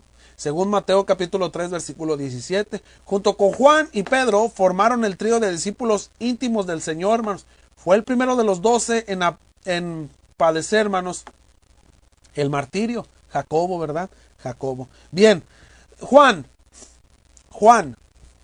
El nombre de Juan viene del término griego, hermanos, Ioannes, del término griego Ioannes, y del hebreo, porque todos los nombres se derivan del hebreo. Yohanan, y significa la gracia o misericordia de Dios. Qué bonito, hermano, significado. La misericordia o la gracia de Dios. Este era hijo de Salomé y de Zebedeo, hermano de Jacobo. Era pescador, hermano, según la tradición hebrea. Dice que Juan fue el más joven de los apóstoles y el más recordado. Él estuvo junto a Jesús, hermanos, cuando fue crucificado. Fue ahí donde Jesús le encomendó ¿a quién? A su madre, ¿verdad? Bueno, tenemos también Andrés, dice la escritura. Andrés, del griego Andreas, y significa hombre guerrero. Hermano, póngale a su hijo Andrés, a su nieto póngale Andrés, un guerrero de Dios. Fue el primero de los discípulos llamados por Jesús. Creció en Betsaida, hermanos, de Galilea. Fue pescador junto con su hermano Simón Pedro. Bien, tenemos a Felipe. Felipe, ¿alguien se llamará Felipe de los que nos escuchan en esta noche? Felipe, del término griego Filipos. Este nombre, hermanos, se construye de dos palabras gramaticalmente hablando en el griego. La primera palabra es Philos y significa querido amigo. Los griegos usaban, hermanos, esta palabra para hablar del amor de amistad, el amor de amigos, Philos. La segunda palabra de la construcción gramatical del nombre, hermanos, Felipe, es Iopos. Iopos significa caballo. Así que las dos palabras juntas, gramaticalmente hablando, juntándolas, quiere decir, hermanos, encariñado con los caballos. Así que el significado a este nombre es amante de los caballos o guerrero. Él era natural, hermanos, de Betsaida, a orilla del mar de Galilea. Felipe fue el que invitó a Natanael a ir a donde Jesús estaba. Bien, tenemos a Tomás. Hermanos, el nombre Tomás. Fíjese que hace muchos años que no encuentro yo una persona que se llame Tomás. En una de las empresas en las que yo laboraba había una persona que se llamaba Tomás, pero hasta el día de hoy no he conocido otra persona que se llame así, ¿verdad? Tomás, del término griego, hermanos, así, Tomás, ¿verdad? Y este nombre proviene del término caldeo hebreo, Toam, y significa mellizo o gemelos. Existe un famoso libro llamado El Evangelio de Tomás, ¿sí, hermanos? Recién descubierto. Y por ahí hasta lo venden en las librerías bíblicas. Lamentablemente hasta a veces hermanos los publican para vender como excepcionales libros, ¿verdad? El Evangelio de Tomás, recién descubierto hace poco, hermanos, el cual lo identifica como Dídimo.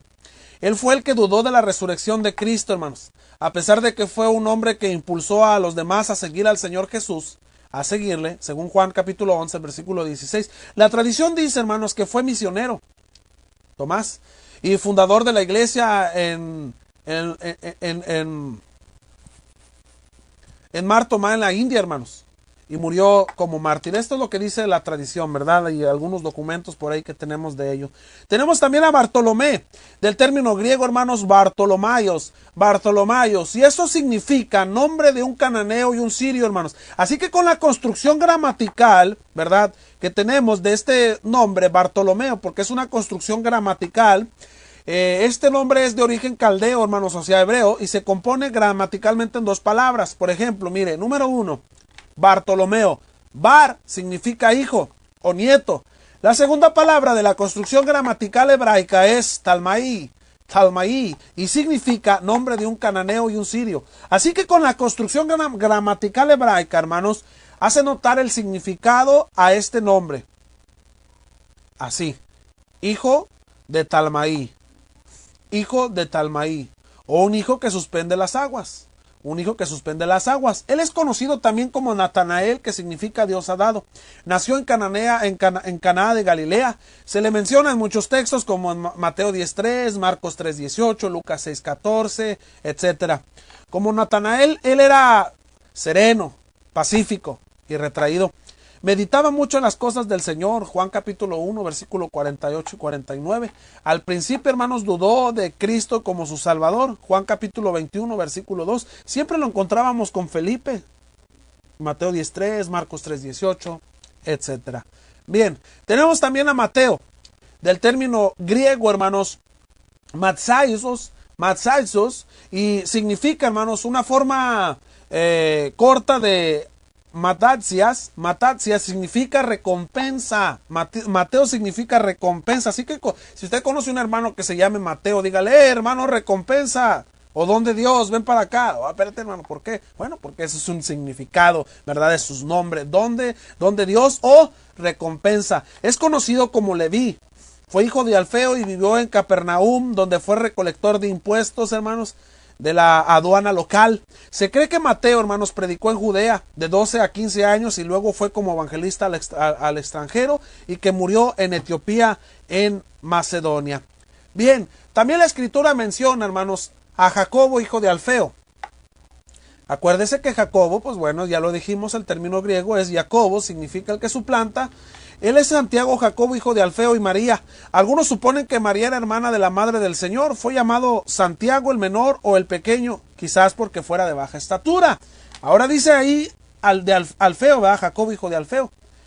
Del término griego, hermanos, del término griego alfaios y del término hebreo kehlef y significa un millar o jefe o doctor, ¿verdad? Simón el celote.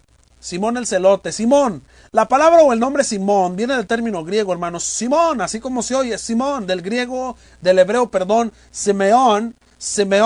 Y nombre, hermanos, significa providencia del cielo.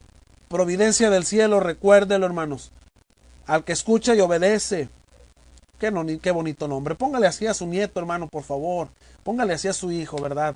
Si usted está planeando tener un hijo, póngale así. Póngale Simón, hermanos. Ahora, ¿le pondría usted Judas a uno de sus hijos? ¿Por qué no habrá nombres con Judas, hermanos? Yo es lo que me he preguntado muchas veces. ¿Por qué no existen jóvenes, adultos que se llamen Judas? Ah, no, hermanos, que inmediatamente lo relacionamos con Judas el traidor. Bueno, aquí se menciona a Judas, hermano de Jacobo. Y fíjese ¿qué es lo que significa el nombre Judas? Del término griego, hermanos, Judas, del hebreo Yehudá, y significa celebrado. Significa la alabanza al Señor. Eso es lo que significa el nombre de Judas. ¿Por qué no le ponemos Judas a nuestros hijos? Fíjese que yo le voy a cambiar el nombre a mi hijo, al mayor. Ya no le voy a poner Sergio, ahora le voy a cambiar a Judas. Pero bueno, esto puede traer consecuencias de que luego les hagan bullying, ¿verdad? Por Judas Iscariote, el traidor. Pero no, hermanos, fíjese el significado, hermanos, el celebrado, Judas, la alabanza al Señor. Y realmente de Judas, el hermano de Jacobo, muy poco sabemos de él. Lo que sabemos es simplemente que era casado y según la tradición, hermanos, predicó en Mesopotamia y más tarde sufrió el martirio. Esto es lo que podemos hablar acerca de los apóstoles. Dice el verso 14. Todos estos, ¿quiénes? Los que hemos mencionado, los apóstoles, perseveraban unánimes en oración y ruego, con las mujeres y con María, la madre de Jesús, y con sus hermanos. Ahora ya notamos aquí algo extravagantemente hermoso. Todos estos perseveraban unánimes, dice la Escritura. Todos estos perseveraban unánimes. El decir todos estos se refiere al grupo de los discípulos, el cual se compone de 4 clases de personas. ¿Cuáles? Fíjese bien, todos estos. ¿Por qué? Porque, hermanos, es interesante notar lo siguiente. Cuando se dice ahí, hermanos, todos estos perseveraban unánimes, es de donde algunas sectas y religiones, hermanos, han tomado de decir que el Espíritu Santo, así como llegó a los apóstoles, también ha llegado a ellos y por eso ellos pueden hablar en lenguas y pueden hablar en cosas extrañas, porque habla de una generalidad donde ellos no notan, hermanos, en sí, que hay una exclusividad de los hombres que están o que hemos mencionado con sus significados. Cuando dice todos estos, no se está refiriendo a toda la población en general. Se refiere al grupo de los discípulos, hermanos, el cual se compone de 4 clases de personas. Tome nota. Número 1, los 11 apóstoles. Algunas mujeres devotas, no dice cuáles ni cuántas. Los hermanos de Jesús, José, Simón, Judas y Jacobo. Los discípulos de Jesús. Dice que todos estos 4 grupos perseveraban. Palabra que proviene del término griego proscartereo, proscartereo y significa dedicarse a atender, hermanos, de una manera incesante. Una dedicación asiduamente, hermanos. Una dedicación asiduamente. Así que ellos, los 4 grupos de personas, se dedicaron a estar todos unánimes. Pero no te tome nota, hermano. Porque luego más adelante es donde viene la mala interpretación de algunos, donde dicen, ya ve, hermano, como están 4 grupos, todos los 4 grupos recibieron el poder de lo alto. Todos estaban unánimes. La palabra unánimes viene del término griego, hermanos, homodosmadon, y gramaticalmente está compuesta de 2 palabras. Homo significa juntos, en el mismo lugar, y la palabra tumos significa pasión intensa. Así que la palabra, hermanos, compuesta significa, la palabra unánimes, el estado de todos los que estaban ahí. Todos tenían un estado, hermanos, que estaban en el mismo lugar, con la misma pasión, pero una pasión, hermanos, muy intensa. Pero la pregunta ahora sería, ¿cómo lograr esta unidad? Dicen, hermano, no me crea, ¿verdad? Dicen. He oído a muchos predicadores, lamentablemente, decir que hoy en la actualidad es imposible la unidad. Que la división se está utilizando, bueno, ya no se le llama división, ahora se le llama crecimiento. La división es utilizada por Dios para crecer la iglesia. ¿Cómo poder nosotros lograr la unidad? Los discípulos estaban esperando la iniciación del reino y estaban perseverando, hermanos, en la unidad, estaban unánimes. Estaban en un mismo lugar, con una misma pasión intensa, hermanos. ¿Y qué hacían? Oraban y rogaban. ¿Dónde estamos nosotros?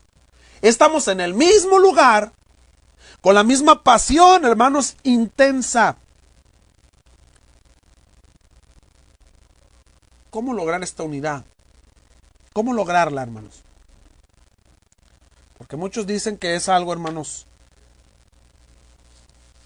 que no puede suceder de una manera naturalmente. Ya que entre los 4 grupos de personas, hermanos, algunos discutieron con otros antes de la muerte de Jesús. Lucas 22-24. Superando estos obstáculos de algunas diferencias, ellos ya concordaban en unidad de mente y de espíritu. Estaban unánimes en un lugar porque tenían un solo propósito, hermanos. Y por tal, su unidad era muy grande. Como si estuvieran una sola alma. Pero, ¿en qué tenían esa pasión tan intensa? ¿En qué, hermanos? Hoy se ha descuidado tanto, hermanos, tanto, que es lo que menos hace la iglesia. Hoy nos hemos apasionado más, hermanos, por hacer actividades grandes, internacionales, actividades intercongregacionales, cosas, hermanos, a las cuales de antemano nos hemos apasionado por hacer, para hacer infinidad de cosas, hermanos, a las cuales ciertamente no han traído el fruto que debería de haber traído. Estos hombres, antes de que iniciara, hermanos, antes de que se abriera, antes de que Pedro utilizara las llaves del reino, ellos, hermanos, ¿quiénes? Pues los que estaban ahí, los 4 grupos de personas, estaban bajo la pasión intensa, hermanos, ¿de qué? De orar y de rogar. ¿Qué más podían hacer? Más que refugiarse en las súplicas al Padre. Hoy parece ser que en las congregaciones no hay necesidades. Se dice al final de la reunión, alguna petición, hermanos, alguna acción de gracias. Todos callados. Todos callados. Todos callados, hermanos. Parece que no hay necesidad dentro del pueblo de Dios. Parece que no hay aflicción. Hermanos, roguemos a Dios por una persecución para que la iglesia despierte, para que la iglesia salga de su confort. Hoy gastamos millones de dólares en la construcción de edificios, en la construcción de templos voluptuosos. ¿Para qué? Para que estén 5 familias solamente. No tiene caso, hermanos. No tiene caso. ¿Cuál es nuestra pasión intensa? las campañas evangelísticas, los seminarios, las series de predicaciones. Muy bien, yo no estoy diciendo que eso sea, hermanos, si es organizada por la iglesia local, no tiene nada de malo hacerlo. Es para vuestra edificación, hermanos. Pero, ¿cuál es nuestra pasión intensa? La de los discípulos era la oración. Antes de llegar, hermanos, el poder de lo alto, estaban apasionados en la oración. Espero entienda la palabra pasión. Esta es la primera vez, hermanos, que leemos acerca de los discípulos orando. Pero no será la última. Ya que en casi todas sus páginas de este hermoso libro encontraremos, hermanos, oraciones al Padre. Esa será y es una gran cualidad de los embajadores del reino y de los cristianos del primer siglo. La oración. Hoy, cuando una congregación se reúne, hermanos, para un día de oración, y lo digo con tristeza, le llaman sectarismo o le llaman denominacionalismo. Pocos tienen tal ministerio, hermanos, de orar. Y otros dicen, ¿para qué, hermano? No tiene caso. Si cuando nos estamos reuniendo en una reunión común, normal, de entre semana, estudiamos, cantamos y luego, hermanos, alguna petición, todos callados. Todos callados. Nadie tiene necesidad. Nadie tiene agradecimientos. Estaban ahí, hermanos, todos rogando. Estaban orando. Y estaban con ellos las mujeres. Lucas, hermanos, se refiere a mujeres fieles. Podemos decir, hermanos, que incluye a las esposas de los apóstoles. Claro, de quienes estaban casados, ¿verdad? Pero si no, ¿cómo? A las mujeres que habían ministrado para las necesidades de Jesús y de sus seguidores. Puede ser que se incluya a las mujeres que estuvieron cerca de la cruz de Cristo, hermanos. O también las mujeres que fueron a ungir el cuerpo de Jesús en la tumba. ¿Y estaba con ellos quién? María, la madre de Jesús. Es mencionada ella, hermanos, ¿por qué? ¿Para alabanza? ¿Para que la glorifiquemos? No, hermanos. No. Esta es la última vez que se menciona a María en el Nuevo Testamento y nada más. No se vuelve a hablar de ella. Entonces, ¿por qué darle la importancia como algunos grupos le dan la importancia a María? Simplemente fue, hermanos, un recipiente que Dios utilizó, una sierva que Dios utilizó para hacer su voluntad. Pero lo más sorprendente, hermanos, es que la vemos de rodillas, orando, hermanos, esperando junto con los discípulos la llegada del Espíritu Santo. Claro, no iba a llegar el Espíritu Santo a ella, pero ella estaba ahí, de rodillas, orando, hermanos. Orando. El mencionar su nombre, hermanos, aparte de las demás mujeres, no le hace ser más, no le hace ser mayor. No hay ningún fundamento bíblico para hablar del dogma de María, la madre de Jesús, según la iglesia romana. No lo hay, hermanos, en lo absoluto. Y dice que estaba con sus hermanos. Esto es maravilloso y asombroso. Muchos han dicho, hermanos, que se refiere a la hermandad en la iglesia. Aún todavía no existía la iglesia. El cual es un completo error, ¿verdad? Decir que son los hermanos en Cristo Jesús. Durante el ministerio de Jesús, hermanos, debemos de recordar que sus hermanos en sangre, como Jacobo, Simón, José y Judas, dice la escritura que tenía hermanos y hermanas. El nombre de sus hermanas no lo sabemos, ¿verdad? La Biblia nada más menciona el nombre de los varones, pero no creían en él. No creían en él. Lo puede usted mirar en Juan capítulo 7, versículo 5, en Marcos capítulo 3, versículo 21. Entonces, ¿qué fue lo que hizo cambiar de pensamiento a ellos? ¿Qué fue lo que les hizo cambiar de pensar a los hermanos de Cristo? A los hijos de María y de José. ¿Qué fue lo que les hizo pensar? Sin duda alguna, hermanos, por estas pruebas indubitables que presentó Cristo en Hechos capítulo 1, versículo 1 y 2. No podemos decir que ellos eran primos hermanos de Jesús, porque no hay base en ello, como lo han dicho algunos católicos. Sino ello tumba el dogma, hermanos, de la iglesia romana respecto a la virginidad perpetua de María. María, después de traer, hermanos, al mundo al Salvador, tuvo más hijos. ¿Cómo lo sabemos? Por lo que está escrito, hermanos. Por lo que está escrito, amigo, en Mateo capítulo 1, versículo 25. Especialmente por la palabra la conoció. Una palabra, hermanos, que en nuestro idioma no tiene nada que ver. La conoció, ¿cómo que la conoció? Esta palabra es un modismo hebraico, hermanos, que significa o quiere decir relación sexual. porque el lenguaje hebraico, hermanos, no era muy explícito como el lenguaje que usamos hoy. La conoció, era un lenguaje, hermanos, un modismo, para que no fuera un lenguaje muy extenso, ¿verdad? Como lo tenemos el día de hoy. Sí, ciertamente es esto, hermanos. Y con ello nos damos cuenta que el dogma de la virginidad perpetua de María queda a un lado. Queda totalmente a un lado. Dice el versículo 15, hermanos. Qué interesante es estudiar la escritura. Nos llena, hermanos, la escritura de todo esto, ¿verdad? Bien, nuestro hermano Roberto Copado nos hace un comentario. Discúlpeme, hermano, hasta ahorita lo estoy mirando el comentario. Dice nuestro hermano: hay ausencia de humildad y dedicación verdadera para servir a Dios y trabajar en su obra, tener una visión como la de los hermanos del primer siglo y ser realmente verdaderos siervos para Cristo. Excelente, hermano. Eso es lo que hace falta, hermanos, hoy en la iglesia de nuestro Señor Jesucristo. En el primer comentario que nos hizo nuestro hermano dice: ciertamente nuestro deber comienza en la casa. De lo que hablábamos respecto a nuestros hijos, ¿verdad? De ahí lo demás será ir más allá y como predicadores no vivir en el confort, salir a predicar a donde Dios nos guíe. Así debe de ser, con valor y con amor. Gracias, hermano Roberto Copado, por su participación, hermanos. Todos sus comentarios los podemos pasar aquí, hermanos, en vivo. Recuerden que estamos transmitiendo simultáneamente bajo Radio Cristo Mi Fortaleza y así también a través de Facebook Live. Y estas grabaciones también serán puestas a través de nuestro canal de YouTube en Soldados de Jesús. El versículo 15, hermanos, del capítulo 1, dicen lo siguiente: en aquellos días, Pedro se levantó en medio de los hermanos, y los reunidos eran como 120 en número, y dijo, fíjese, hermano, los reunidos eran como 120 en número.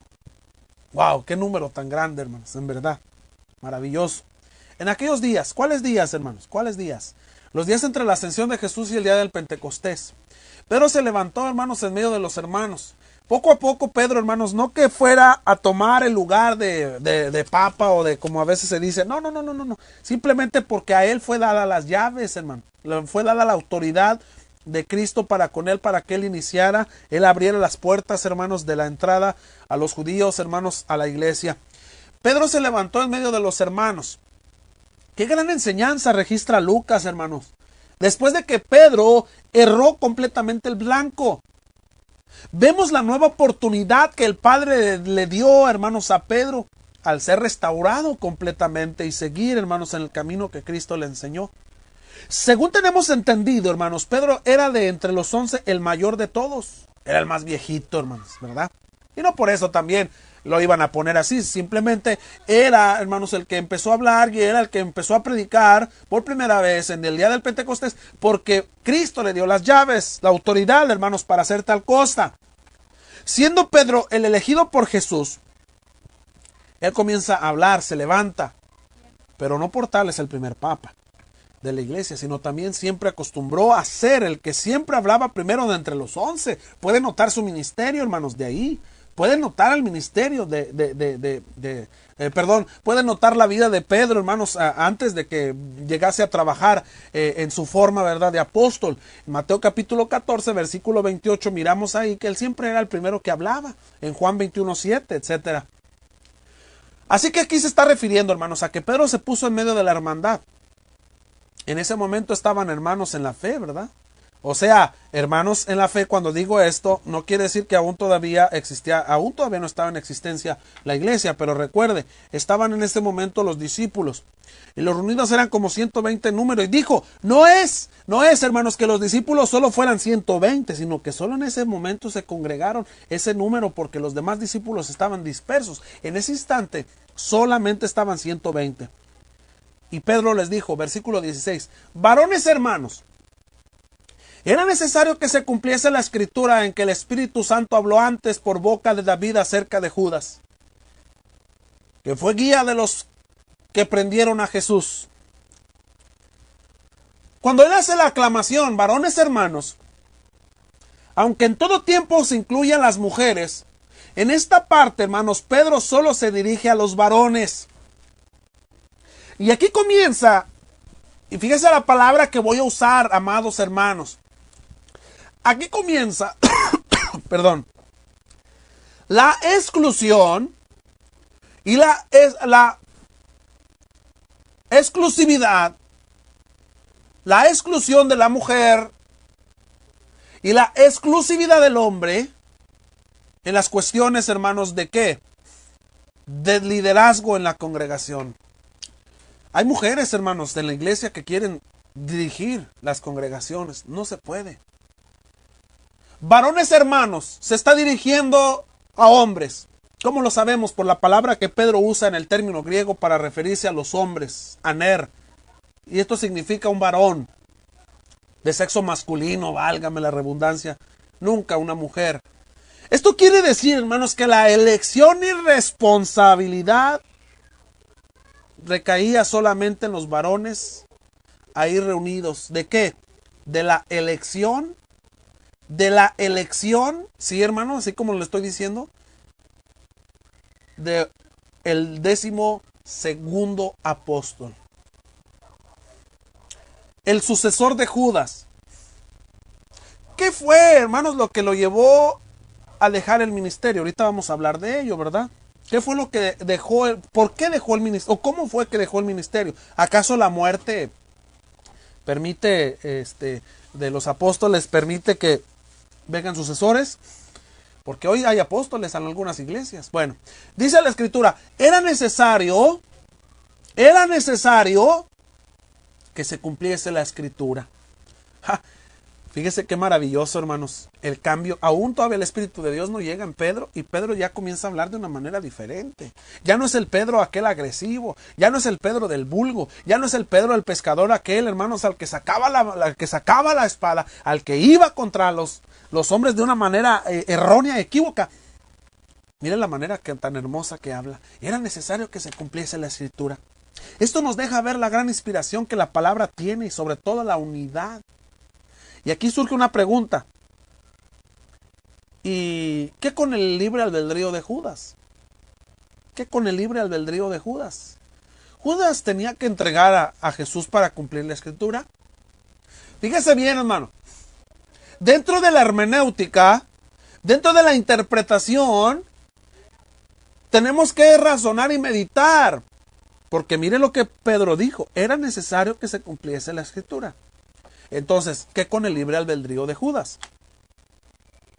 ¿Se ha preguntado usted alguna vez? Entonces, ¿Judas tuvo que ser condenado para que se cumpliese la Escritura? ¿Qué piensa usted, amado hermano? ¿Qué piensa usted, amada hermana? Puede hacernos llegar su comentario.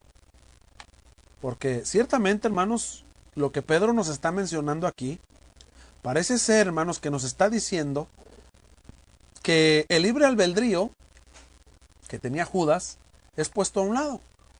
Es puesto a un lado. Y claramente, hermanos, lo que podemos notar nosotros es un rotundo no, porque nadie está obligado a pecar. Pero Dios, hermanos, lo había predicho. Y así Jesús sabía lo que Judas haría. Juan capítulo 13, versículo 21 y 26. Sin embargo, hermanos, Judas no fue forzado a hacerlo, sino que él mismo permitió que Satanás entrara en su corazón. Ahora, déjenme aclararle esto. En las profecías del Antiguo Testamento, hermanos, ciertamente la Escritura hebraica en el Antiguo Testamento decía que iba a ser traición. Pero no está el nombre de Judas. Pudo haber sido Jacobo, Pedro, Mateo. Pero Judas permitió que Satanás lo llenara su corazón de avaricia, de codicia, de envidia y entregó al maestro. Esa es la diferencia, hermanos. Pero Judas tuvo la oportunidad también de arrepentirse. Así como Pedro pecó al haber maldecido, al haber negado al Cristo, así también Pedro tuvo la oportunidad y Pedro obtuvo la oportunidad y la tomó la oportunidad ¿de qué? De restaurarse. Así también, amados hermanos, obtuvo la oportunidad. ¿Quién? ¿Quién obtuvo? Judas. Pero él no la quiso. Él la rechazó. Todos tenemos la oportunidad de venir al Señor, pero muchos la rechazamos. Todos tenemos la oportunidad de recibir perdón de pecados, pero muchos la rechazamos. El libre albedrío de Judas no se violó. El libre albedrío de Judas lo tenía.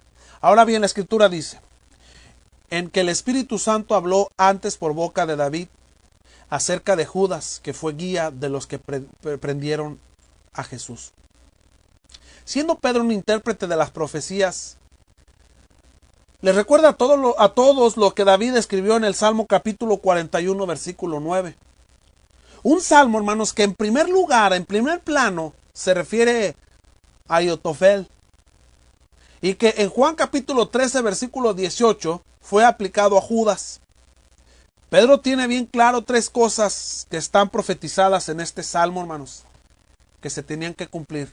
Número 1, que el traidor tendría que ser uno de ellos, de entre los 12. Que el traidor tendría un destino, hermanos, muy feo. Número 3, que otro debería tomar su oficio, el cual él rechazó. Judas dejó, hermanos, que Satanás llenara de humo su corazón y mente. Y llevó hasta Jesús a sus asesinos, hermanos, quienes lo prendieron como un ladrón. Y continúa Pedro diciendo en el versículo 17, y era contado con nosotros. Y tenía parte en el ministerio. Fíjese, hermano, fíjese bien. Y aquí cabe encontrar la pregunta, aquí cabe meditar, analizar la pregunta siguiente. Mire bien. En el mundo religioso se ha dicho que se siguen teniendo apóstoles porque los apóstoles tuvieron que tener sucesores. Se necesitaban sucesores porque ellos al morir ya no estaban.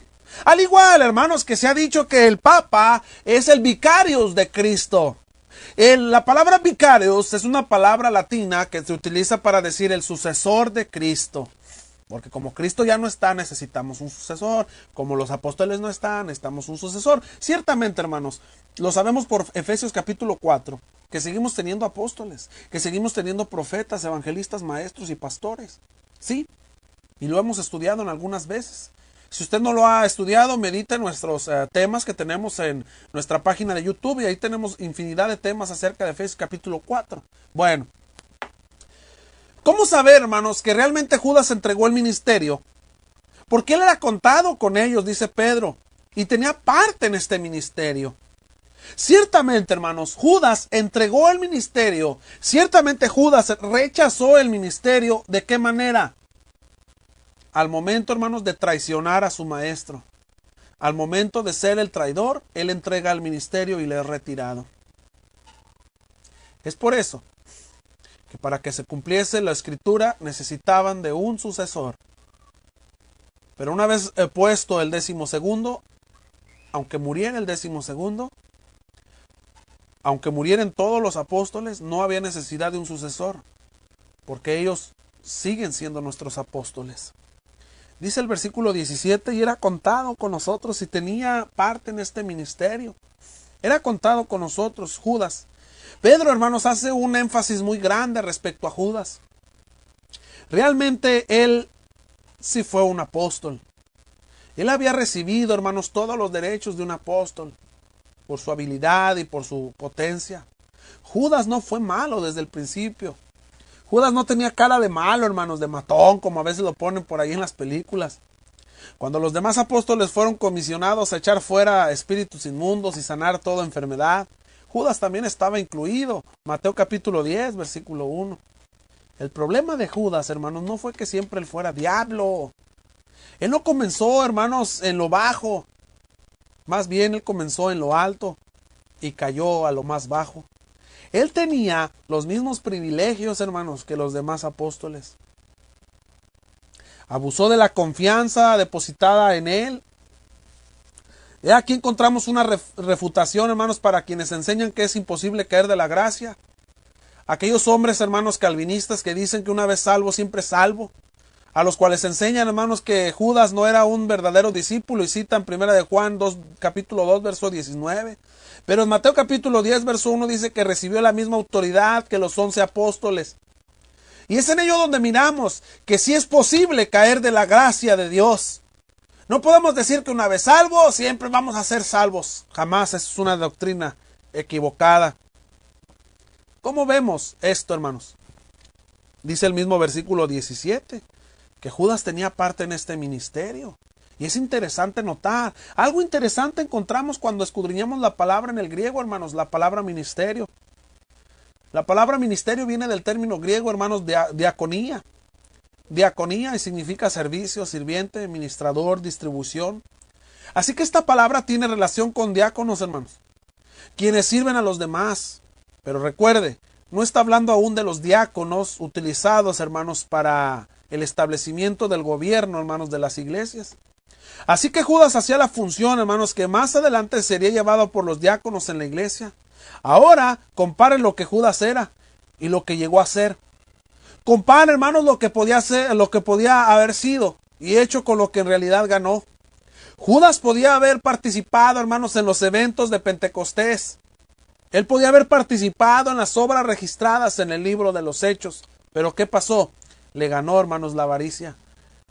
Porque dejó ver a Satanás sus deseos. Satanás no es Dios y no conoce nuestros corazones ni nuestros deseos.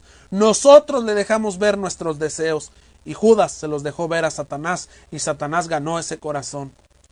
El versículo 18, hermanos, dice, este pues, con el salario de su iniquidad adquirió un campo, y cayendo de cabeza se reventó por la mitad, y todas sus entrañas se derramaron. Qué triste, hermanos, cómo terminar este hombre que era siervo.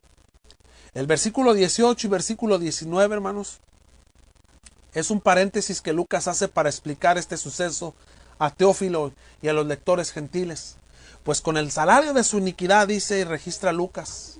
La palabra salario, hermanos, viene del término griego misdos, y significa paga, recompensa, premio. La palabra iniquidad viene del término griego, hermanos, adikia, y significa injusticia, pecado, maldad. Así que con la recompensa o premio, hermanos, que recibió por su pecado y su maldad al traicionar a Jesús, su maestro, se adquirió, hermanos, un campo. Muchos han dicho que Lucas, hermanos, se contradice en el suceso de Mateo capítulo 20, que registra Mateo en el capítulo 27, versículo 3 al 10.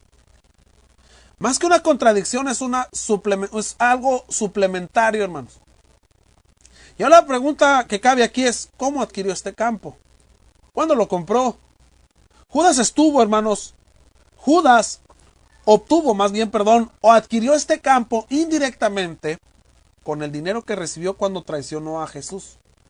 El campo era, hermanos, de un alfarero después de explotarlo mucho hasta llevarlo al no servir más para nada. Era ya vendido. Y ese campo lo compró, hermanos, el sumo sacerdote con las 30 piezas de plata que Judas regresó por el acto de conciencia. Y con este dinero, hermanos, no se podía utilizar para regresarlo a los tesoros del templo. Por ser un dinero manchado de sangre, este campo, hermanos, fue adquirido para ser usado como cementerio para los indigentes y forasteros. Dice la Escritura, y cayendo de cabeza se reventó por la mitad y todas sus entrañas se derramaron. En el campo que servía, hermanos, que serviría como cementerio, Judas, al no soportar su acto de conciencia, se ahorcó y murió. Lucas, hermanos, no da detalle alguno, pero podemos deducir que el mecate con el que se ahorcó, hermanos, se rompió o se zafó y el cadáver cayó, pegando así su cara al piso. Otras traducciones llaman intestinos en lugar de entrañas. Ese es el final trágico de todo aquel que traiciona a Cristo, porque la paga del pecado es muerte. Y esta fue la muerte física y la muerte espiritual de Judas. Termino con el versículo 19, hermanos, para la próxima semana continuar, si así Dios lo permite, con el versículo 20. Versículo 19. Y fue notorio a todos los habitantes de Jerusalén, de tal manera que aquel campo se llama en su propia lengua Aceldama, que quiere decir campo de sangre. Este verso, hermanos, que acabamos de leer, también es parte de la narración de Lucas. No es algo que Pedro mencionó, sino algo que Lucas explicó a Teófilo. En el versículo 18 y versículo 19, hermanos, tenemos el relato de la trágica muerte de Judas. Pero estos dos textos, y Mateo capítulo 27, versículos 6 y 7, los usan los enemigos de la Biblia, hermanos, para según ellos comprobar que la Biblia se contradice a sí misma. Cada relato, sin embargo, hermanos, es solamente dar detalles que el otro no dio. Aquel campo que originalmente era usado por los alfareros, fue cambiado su nombre cuando fue adquirido, hermanos, por los sacerdotes con las 30 piezas de plata que Judas regresó. Y Lucas dice que en lugar de ser llamado campo de alfarero, ahora es llamado campo de sangre. En la propia lengua de Judas, hermanos, que era el arameo, Aceldama, campo de sangre. Llamado campo de sangre, hermanos, porque por ser comprado con dinero manchado, dinero que derramó sangre, dinero del sicariato, hermanos, dinero, hermanos, manchado de la vida de alguien. Así que con este versículo 19 hemos terminado nuestra lección, hermanos, de este día. Si Dios nos permite, la próxima semana analizaremos, hermanos, el versículo 20. Analizaremos del versículo 20 en adelante hasta donde Dios nos permita tener. Donde dice, hermanos, porque está escrito en el libro de los Salmos, se ha hecha desierta su habitación y no haya quien more en ella, y tome otro su oficio, Así, amados hermanos, hemos llegado al feliz término de nuestra clase en esta noche. No queda más que agradecer a todos nuestros amados hermanos, quienes de una manera u otra se hicieron visibles. En especial mandamos muchos saludos a todos nuestros hermanos que estuvieron aquí comentando. Nuestra hermana Quintanilla y Samaria Quintanilla, saludos hermana de aquí de Monterrey. Nuestro hermano Roberto Copado. Muchos hermanos más que nos estuvieron dando like y hermanos que estuvieron aquí presentes con nosotros en esta transmisión en vivo de Radio Cristo Mi Fortaleza, también la radio de la hermandad. Dios les bendiga, hermanos, y gracias por haber estado con nosotros. No queda más que agradecer, hermanos, la oportunidad a nuestro Dios de haber estado en esta noche una vez más con ustedes. A nuestros hermanos de Radio Cristo Mi Fortaleza, no se vayan a retirar porque vamos a retransmitir. Yo sé que ya es un poco, ya son prácticamente casi las 10 de la noche, pero vamos a retransmitir algunos de los temas después de terminar esta transmisión.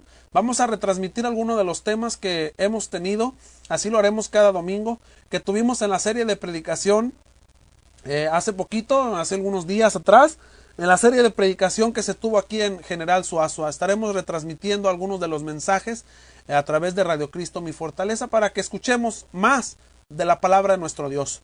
Decía ayer en una actividad que tuvimos, nos podemos empachar, hermanos, por comer harinas, etcétera, pero empacharnos por la palabra de nuestro Dios jamás. No nos empachamos, hermanos, por estudiar la palabra de nuestro Padre Celestial. Le damos gracias a nuestro Padre Celestial, a nuestro Dios, hermanos, por esta oportunidad tan bella que nos dio nuestro Dios, hermanos, de poder estar aquí con ustedes una vez más. Saludos a todos nuestros hermanos que nos escuchan y que nos escucharán a través de nuestros medios electrónicos. Pronto se estará escuchando esta meditación también por medio de nuestro canal de YouTube. Dios les bendiga, hermanos, grandemente a todos y cada uno de ustedes. Les pedimos de sus oraciones, hermanos, por su servidor, que se encuentra ahorita un poquito agripado, que ustedes lo notaron, no nos dejan por ahí, tenemos que tener aquí rollo a la vista, ¿verdad? Hay que orar los unos por los otros, por los cambios de clima que ya llegaron. Orar, hermanos, por la suegra de nuestra hermana Nereida. Ella se reúne en Real del Sol. Su suegra ha sido operada el día de hoy. Esperamos en Dios que todo haya salido bien. Gracias, amados hermanos, y vamos a orar a nuestro Padre Celestial en esta noche. Gracias por su sintonía. Y los invito a que hagamos esta última oración, hermanos, a nuestro Dios. Vamos a orar. Padre Santo, nos dirigimos ante tu presencia. Gracias te damos, nuestro Dios, por la oportunidad que nos diste de poder estar aquí una vez más con nuestros hermanos a través de la Radio Cristo Mi Fortaleza, a través del internet, a través de nuestra cuenta de Facebook. Gracias, Padre, por los medios electrónicos que nos permites. Pedimos bendición, Padre Santo, para todos y cada uno de nuestros hermanos, de nuestros amigos que nos estuvieron escuchando, aquellos que estarán más adelante mirando este video, esta videograbación, esta videoconferencia. Bendígalos grandemente y que podamos, Padre Santo, así juntos alabarte y glorificarte. Pedimos bendición una vez más para los que nos encontramos enfermos, pero en especial, nuestro Dios, para los enfermos que tienen problemas graves en su salud, pero muy más en especial para aquellos enfermos espirituales, quienes se han retirado de la iglesia de tu Hijo Jesucristo. Pedimos bendición para ellos y pedimos perdón también por nuestras faltas que hemos cometido delante de tu presencia, pues te agradecemos todo y te lo pedimos, Padre Santo, en el nombre de tu Hijo Jesucristo. Amén. Muchas gracias, amados hermanos, y pues fue un placer para este servidor suyo, hermanos, para nosotros estar con ustedes. Dios les bendiga. Saludos fraternales. Mi nombre es Sergio Cervantes Díaz, ministro de la Iglesia de Cristo en Real del Sol. Les mando un fuerte abrazo y que Dios les bendiga. No se olviden, hermanos, no se olviden. Los esperamos el día de mañana lunes, en punto de las 8 de la noche, a través de Facebook Live también, y a través de Radio Cristo, mi fortaleza, la radio de la hermandad. Los esperamos en punto de las 8 de la noche para continuar estudiando la carta a los Hebreos. Gracias, amados hermanos, y que Dios, hermanos, bendiga a cada uno de nuestros hermanos que estuvieron con nosotros. Un saludo fraternal en el nombre de nuestro Señor Jesucristo. Que jamás me dejará. Cantaré la bella historia de Jesús, mi Salvador, y con santos en la gloria a Jesús haré gloria. Pronto iré. Pronto iré a España, donde luchas no habrá, y libre de pena yo estaré. Jesucristo volverá y mi alma llevará. Voy a descansar por siempre junto a mi buen Señor.